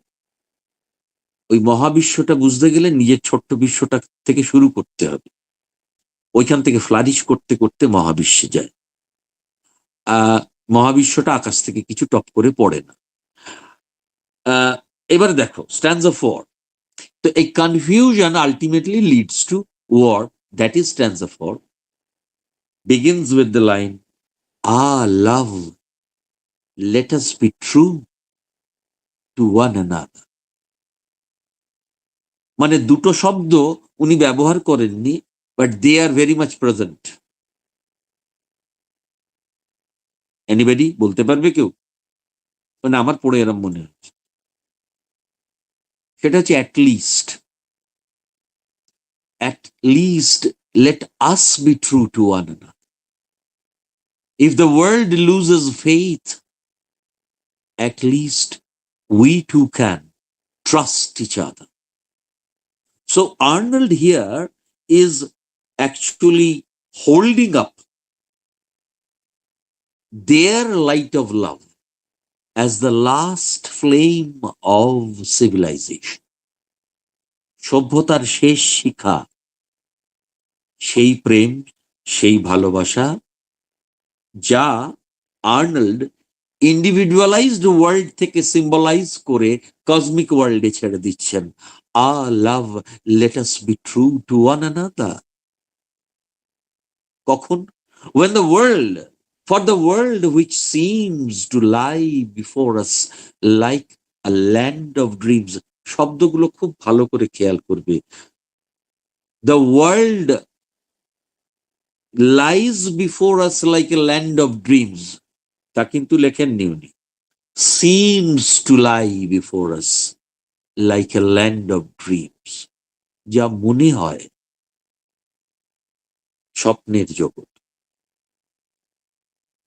এটা একটা স্বপ্নের দেশ।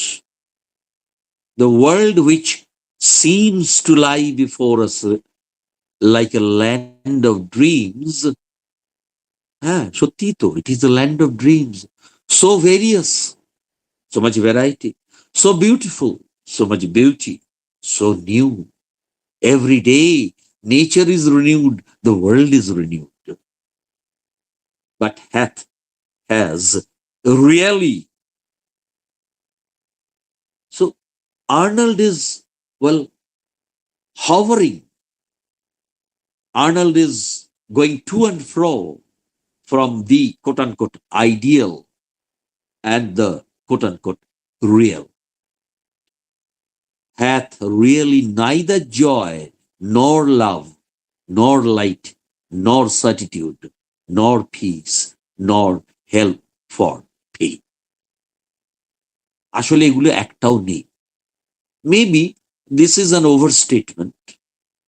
This is overstatement কে কি বলে ফিগার অফ স্পিচে? ফিগার অফ স্পিচ তো পরের সেমিস্টার। যাই, মানে ওভারস্টেটমেন্ট মানে একটা নেগেটিভ ওভারস্টেটমেন্ট। যাই,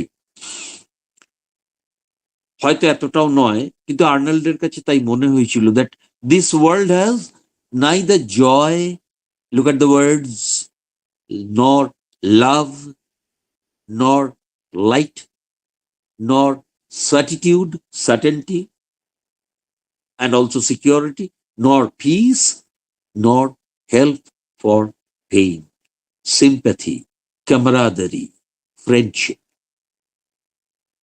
They are not found in this civilization. Or Arnold feels they are fast receding, in a way vanishing from the present civilization. And what is the result? The result is, and we are here as on a darkling plain. As on a darkling plain. অনুষ্ঠান বাড়ি, বিয়ে বাড়ি, যে কোনো এমনি সময় সবাই কাজ করছে, এই হচ্ছে সেই হচ্ছে, খাওয়া দাওয়া হচ্ছে, কথাবার্তা হচ্ছে, হঠাৎ পাওয়ার অফ হয়ে গেল, কি হবে? Total confusion. We are, as it were, as if on a darkling plain, swept with the confused alarms of struggle and of flight. Confusion, আগেই বলেছি। So looseness brings confusion, and confused alarms of struggle and flight. যুদ্ধ হচ্ছে, লোক পালাবার চেষ্টা করছে, কোন দিকে পালাবে তাই জানে না। কেন? Because it is dark, no light there. And in darkness, the utmost thing is you cannot see anybody, and therefore you don't know who is your friend and who is your foe or enemy. Where ignorant armies clash by night. Clash by night, night representing darkness, and they are clashing by night. But the armies are ignorant. Ignorance is not only lack of bookish knowledge. Ignorance is lack of internal light. And ignorance is identified with, paired with blackness and, absence of light. If knowledge is light, then ignorance is darkness, which you must be knowing from your study of Paradise Lost and also Macbeth. However, So ignorant armies clash by night because they are swept with confused alarms. And this being our area of discussion, towards the end or at the end of the poem, Arnold specifies the absence of truthfulness, honesty, certainty, faith, love, peace, joy, and light. And therefore, this lack of identification of the friend or the foe on the part of the ignorant armies is comparable to একেবারে শেষের দিকে গিয়ে ম্যাকবেথের যে অবস্থাটা হয়, যেখানে বলছে how is the টাইরেন্ট, বলছে সে তো নিজের বেল্টটাই ঠিক মতো নিজের কোমরে রাখতে পারছে না, because he is wearing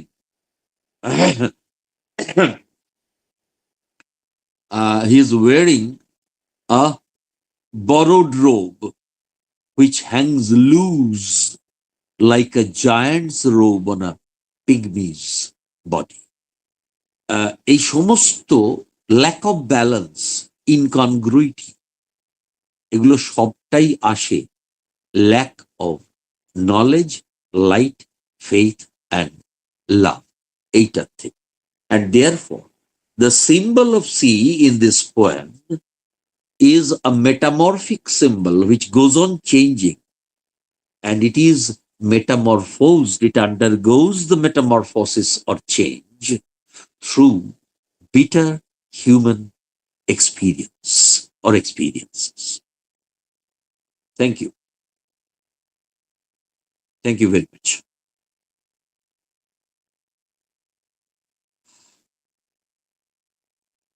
Koi, sir, koi. Patto, sir.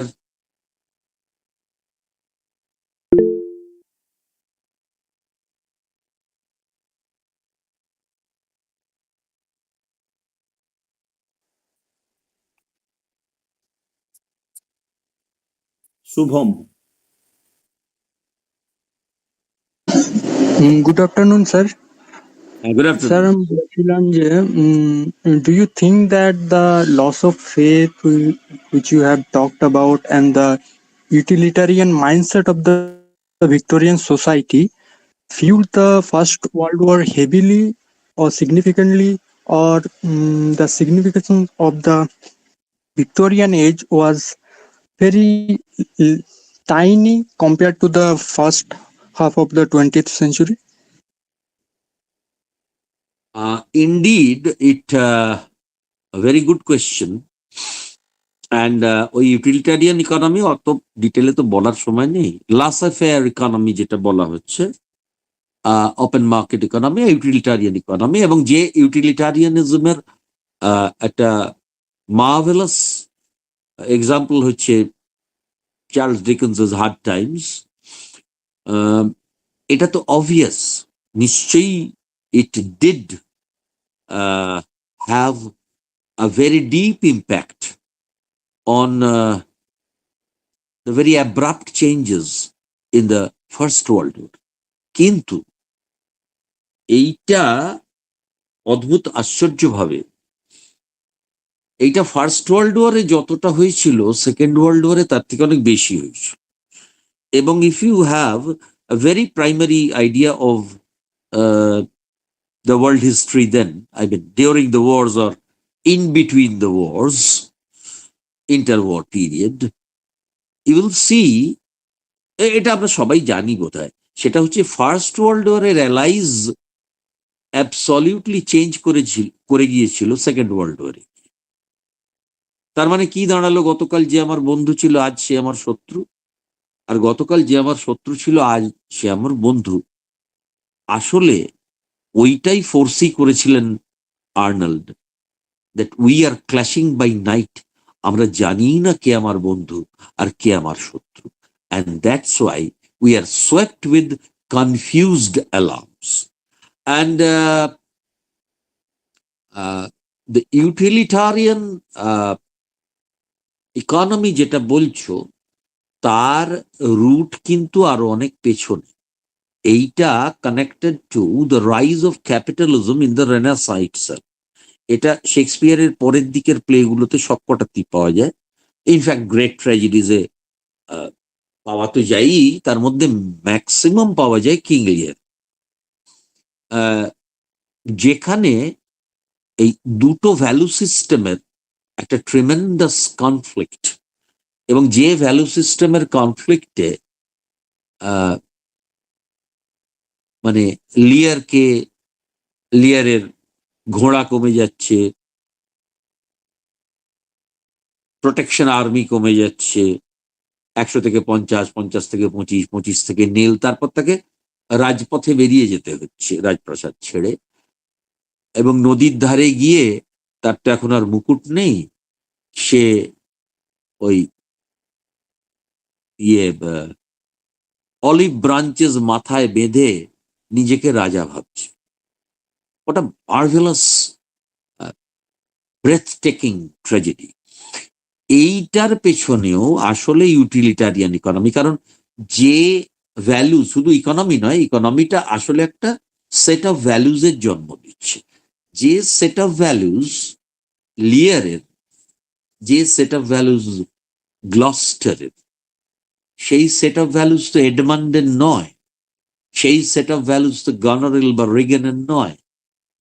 এবং খুব ডিপলি অ্যানালাইজ করলে ওইখান থেকে শুরু the birth of a new set of values. New set of ভ্যালুজে অসুবিধে নেই, but new set of human values, if that grows on degeneration of certain good values of the previous value system. এটা অনেক বড় আলোচনা। এটা Christopher কডওয়েলের একটা অসাধারণ বই আছে 2 খণ্ডে, studies in a dyeing culture, পরে লিখেছিলেন further studies in a dyeing culture. সেখানে দেখো, আচ্ছা পার্থ কোথায়? স্যার আছি স্যার। মানে এত কথা কি বলার সময় আছে? হ্যাঁ স্যার, আপনি বলুন, কোনো অসুবিধা নেই স্যার। ঠিক আছে, আমি 2-1 মিনিটে বলছি। যেখানে উনি বলছেন যে দেখো, এই যে তোমরা ম্যাকবেথ পড়েছো তো শুভম? হ্যাঁ স্যার পড়েছি। ম্যাকবেথের ভ্যালু সিস্টেমের সেন্ট্রাল ক্রাইসিসটা কোথায়? স্যার পাওয়ার পজিশন। না, সেটা তো তার গ্রিড অ্যাম্বিশন, সেটা না। ভ্যালু সিস্টেমের সেন্ট্রাল ক্রাইসিসটা হচ্ছে ল্যাক অফ লয়ালটি। হ্যাঁ হ্যাঁ স্যার। তাই তো? হ্যাঁ স্যার। এবার এই যে loyalty itself is a feudal value. এই যে বাড়িতে কুকুর রাখা হয়, এইটা তো ব্রিটিশদের থেকে আমরা পেয়েছি, যাই হোক আরো অনেক দেশ পেয়েছে, কিন্তু এই কুকুর রাখাটা জমিদার বাড়িতে একটা স্ট্যাটাস সিম্বলও ছিল।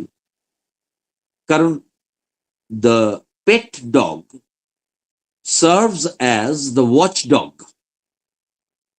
of your property, watchdog of your house. এবং সে মালিকের বিরুদ্ধাচরণ কখনোই করে। যেখান থেকে HMVর জন্ম, হিজ মাস্টার্স ভয়েস, জানো সেই গল্প হয়তো। এই যে loyalty, the quality of loyalty, this is a feudal value. এখন যখন ক্যাপিটালিস্টিক ভ্যালু এলো, কডওয়েল এইটাই আলোচনা করছেন যে ডাইং কালচার থেকে কিছু ভ্যালুস তো আমাদের নিতে হবে, তা না হলে পরবর্তী কালচারটা ধ্বংস হয়ে যায়। তুমি পায়ে হাত দিয়ে প্রণাম করাটা তুলে দিতে পারো, কিন্তু তুমি যদি শ্রদ্ধা জিনিসটাকেই তুলে দাও সভ্যতা থেকে, লয়্যালটি মানে ব্লাইন্ড লয়্যালটি নিশ্চয়ই নয়, কিন্তু আমাদের বিহেভিয়ারাল প্যাটার্নস অ্যান্ড সিস্টেমস এর মধ্যে একটা লয়ালটি তো কোথাও থাকে। তোমার এই যে প্রশ্ন, এরকম আরো অনেকের অনেক প্রশ্ন আছে, তোমরা মাঝপথে চেঁচামেচি করে প্রশ্নগুলো করলে না কেন? ওটা কিন্তু কোনো ব্যক্তির প্রতি লয়ালটি নয়, ওটা একটা সেট সিস্টেমের ওপর লয়ালটি, যে প্রশ্নটা পরেই করতে হয়, মাঝখানে চেঁচামেচি করতে নেই। এই সেলফ ডিসিপ্লিনের কনসেপ্টটাও আসলে একটা সেলফ লয়ালটির কনসেপ্ট। সুতরাং যেটা তুমি বলেছো, very vital question. Of course laissez-faire economy or utilitarian economy did influence the developments in the 20th century, First World War, more so in the Second World War, and finally the absolute bolbo na, but a large scale destruction of good values. Old values বলছি না, কারণ old ভ্যালুজে সবই যে ভালো ছিল এমন তো নয়। এইখানেই ক্রিস্টোফার কডওয়েলের ওই রেফারেন্সটা দিলাম আমি। কডওয়েল এইটা বলছেন যে আমাদেরও ফিল্টার করতে হবে, অর্থাৎ যা কিছু ভালো পুরনো সভ্যতায়, পুরনো প্রজন্মে, পুরনো মূল্যবোধে, তা কিছু আমাদের ফিল্টার করে নিতে হবে। Got it? Yes, sir. Thank you. আর কেউ?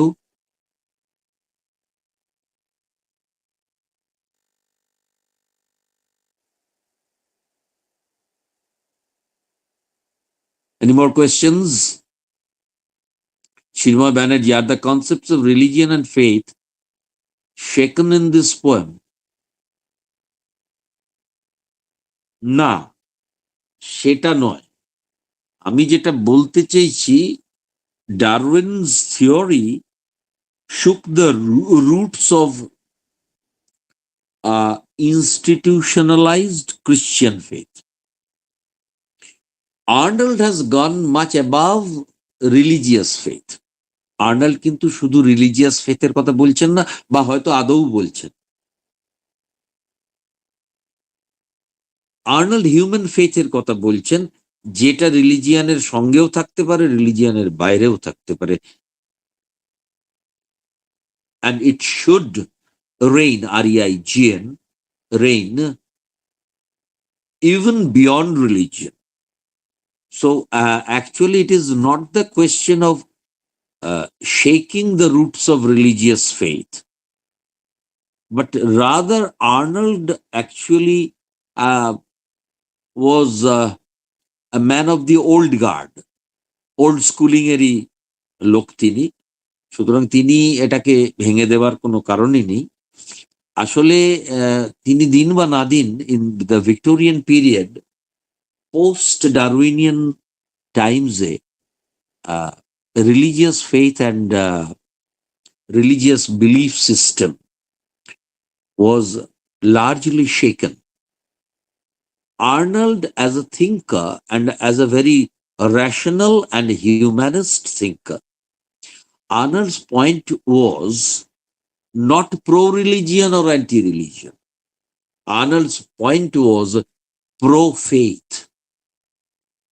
Whether you belong to a religion or not, whether you belong to another religion, that was not the prime concern of Arnold. Arnold's concern was, oita, our love, let us be true to one another. মানুষে মানুষে বিশ্বাস, ওই যে রবীন্দ্রনাথের বিখ্যাত কথা, মানুষে বিশ্বাস হারানো পাপ। কিন্তু মুশকিল হচ্ছে, এমন একটা সভ্যতায় আমরা আছি যেখানে মানুষের বিশ্বাস হারিয়ে যাবার আশঙ্কা, সম্ভাবনা সবই রয়েছে, কখনো কখনো হারিয়ে যাচ্ছেও, কিন্তু সেটা ভালো। Was that your question?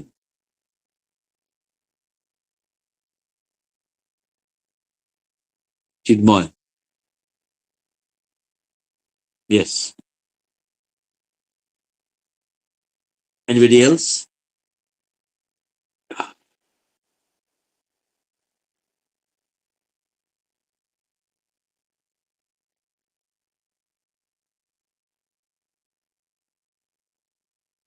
So, Partho, Yes, sir. can we call it a day or Yes, something? sir. Thank you very much for your engaging lecture, a new experience to all of us. And one very important announcement. Tomorrow we have 2 lectures, and one of them is from a retired professor, Professor Kalidas Misro from Sambalpur University. So it's an appeal to our students to join in time. So thank you, sir, for your, kind cooperation. You devoted your time Thank and you. helped Thank you, us Partho. a lot to make this lecture series. And thank you, Partho, also for Thank you giving me very the much. scope We to call it a day. meet at least online with my students, because Yes, sir. since January I don't happen to meet my students physically anymore. No, sir. You will be now invited often and all. You are. You have plenty of time in hand. I hope, sir. Not so, but yes, to some extent I do.